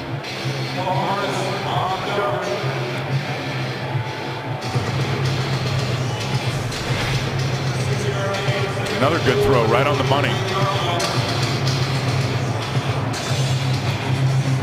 And we haven't seen him tonight, but of course the Cowboys still have Jason Witten, like Anquan Bolden, closing in on 1,000 career catches. Should get that total this year.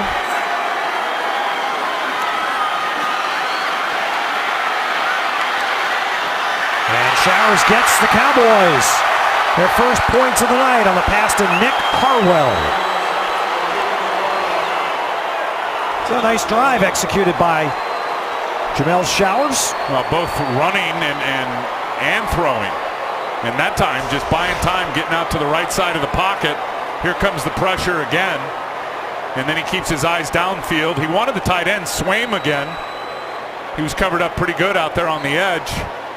And then he looks back in the inside and throws it high to the back of the end zone where only Nick Harwell could go get it in between the two safeties. So that is the first offensive touchdown of the night. And it is scored by the Cowboys, who will now take advantage of this.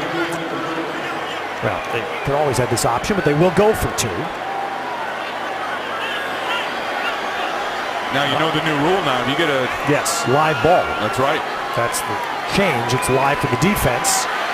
Oh, like right there! Look at this! And Showers saves the day. As Jermaine Whitehead had a chance to run that back for 2 points. Watching these guys break on footballs tonight on the back end, linebackers, safeties, corners, I mean, clearly that was an emphasis all week.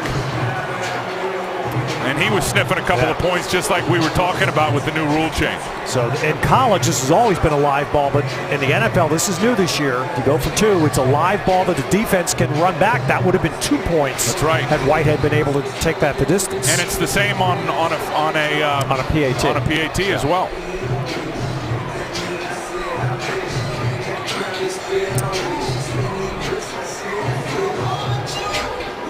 Well, you love the takeaways. I mean, Jermaine Whitehead from Auburn. It's another school. We seem like there's 500 guys a year that come out of Auburn. Well, now you're back to the Southeastern How's Conference that happen? again. I know. So just over 4 minutes to play. You know, we because this was a later start in regards to the rest of the country, Tim, we came here today and a lot of people were buzzing about the news from a game earlier today between the Packers and the Steelers. Jordy Nelson, the great Packer receiver, suffering what's believed to be a torn ACL. On a non-contact play. Marquise Pouncey, the Steelers center, broken bone, going to have surgery in his leg. And you say, I mean, this is a pain. It's been forever. It's nothing new about preseason games. But that's what you hope. I mean, tonight, you say that what's the good news tonight? Just get out without injury. Knock on wood.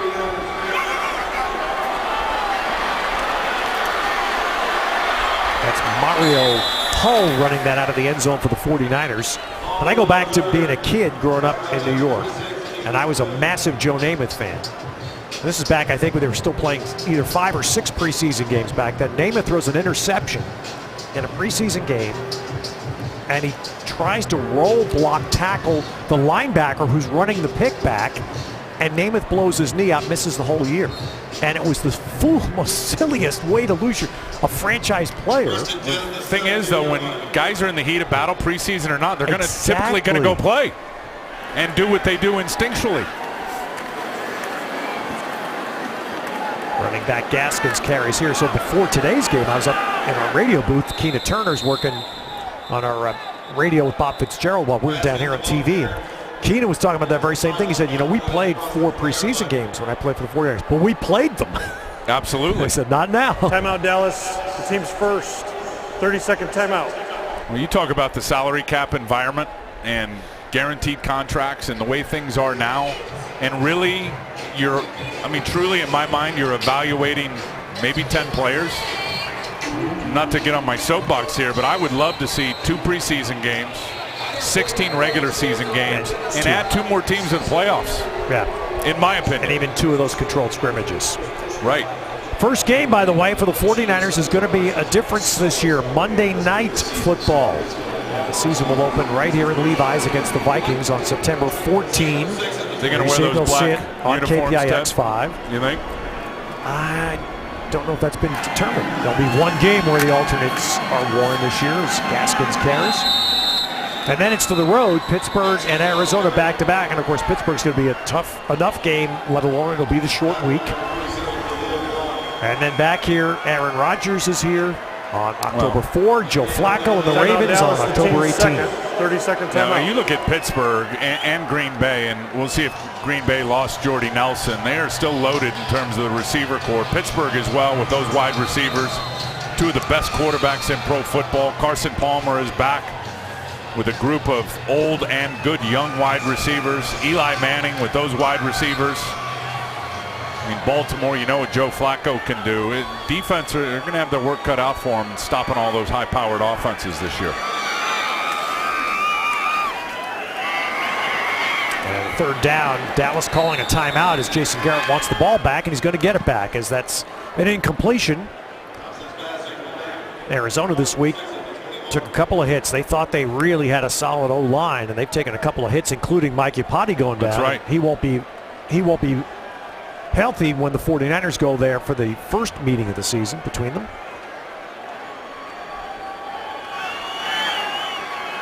It's going to be so much fun. I mean, I think you look at, we all know about competitive balance and parity in pro football. A lot of these games this year for these 49ers are going to come down to a possession and who makes the critical play in the biggest moments of the game.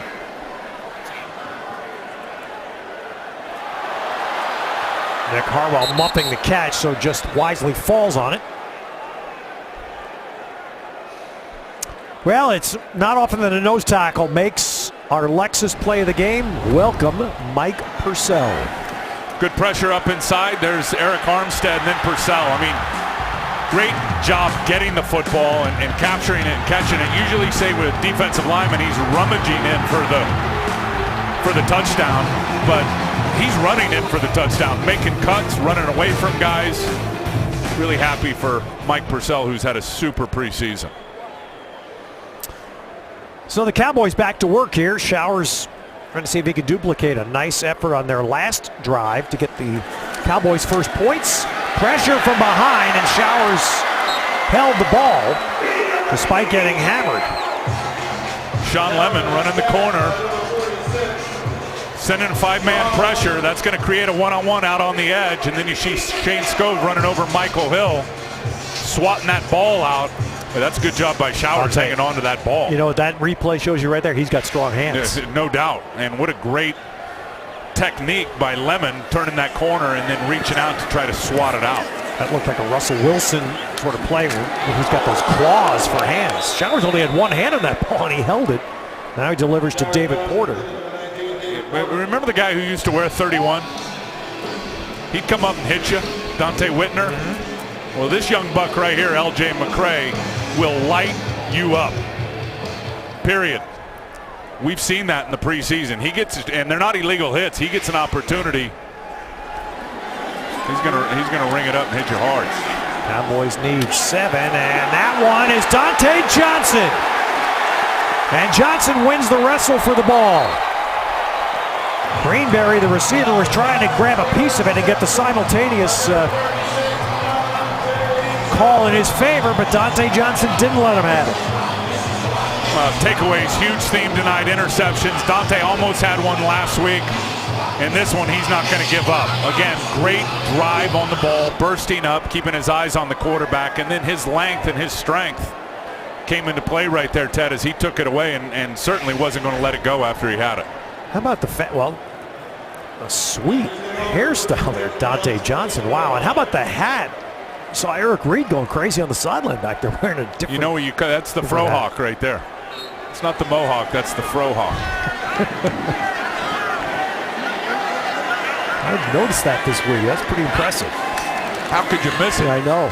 I don't know. You just didn't see him with his helmet on. I guess. Kendall Gaskins getting the carries here. Down the stretch as Dallas is using its final timeout here. This is the third and final timeout, Dallas. 30-second timeout. Reminder that we are going to still stay with you. We'll have the 5th quarter with Dennis and Vern coming up after the regulation game here. Jeremy Newberry's also on hand. We'll be in Denver Saturday night for preseason game 3. Toyota 5th quarter coming up in just a few moments. And then we'll be in Denver Saturday night. And back here 1 week Thursday for San Diego. Those will be the remaining preseason games on our KPIX preseason network. Be interesting. Preseason game number 3, usually the dress rehearsal, right? How much do we see Colin Kaepernick play? Joe Staley, and how much do we get to defend against Peyton Manning and the Denver Broncos? I have a feeling we'll be seeing a lot of Brock Osweiler. And that's all new for them, that offense now with Gary Kubiak coming in. Exactly. This is not the only franchise that had changed. Denver blew out its whole coaching staff after a series of good years. So that'll be an interesting thing for us to watch Saturday night. Final 2 minutes coming here.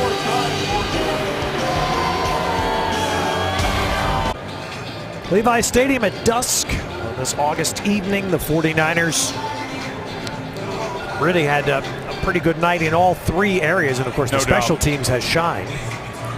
From Jaron Haynes' punt returns to 3 field goals to a blocked punt by Quentin Patton for a touchdown. Really nice punt by Bradley Pinion down inside the 5, down at about the 2-yard line. So now 3rd down. Cowboys have no timeouts remaining. Gaskins is the running back behind Dylan Thompson. trying to stretch it outside, and Gaskins won't get enough for the first down. But the clock will run. And Jim Tomsula, see how the 49ers played. They could just go for this and try to run the game out. They'll need about 2 yards. We talk about Jared Hayne. How instrumental is that guy in his development? Yes. Tommy Rathman, the running back coach.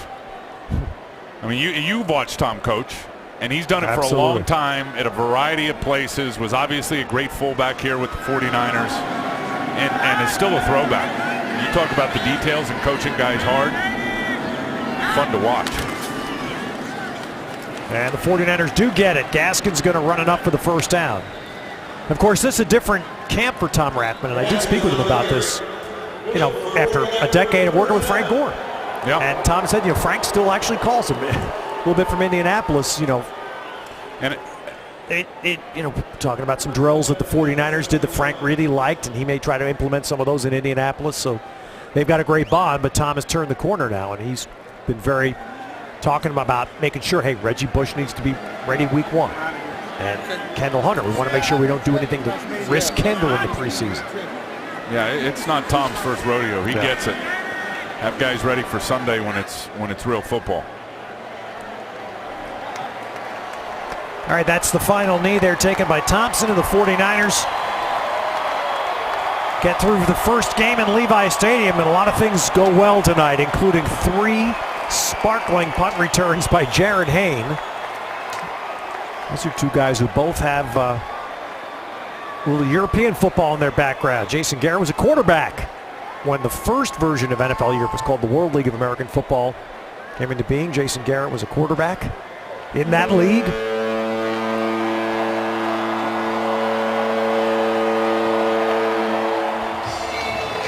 Kaepernick got a little work in the first quarter, but And in limited work, I thought looked really good. On-time throws to the running backs. Saw a little read option. Good decision. Good decision. We don't talk about this, but checking plays at the line of scrimmage, reading the defense, getting them into the right runs. Made a good throw to Torrey Smith.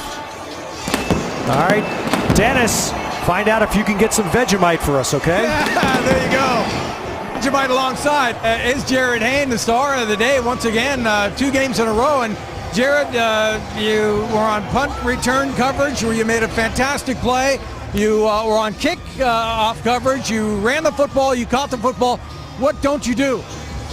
I don't play quarterback, so Not yet. There's 2 more games. look, I've just been grateful for the opportunity, and wherever I get the opportunity to be on the field, I'm there. What has been the most difficult transition from rugby to the NFL?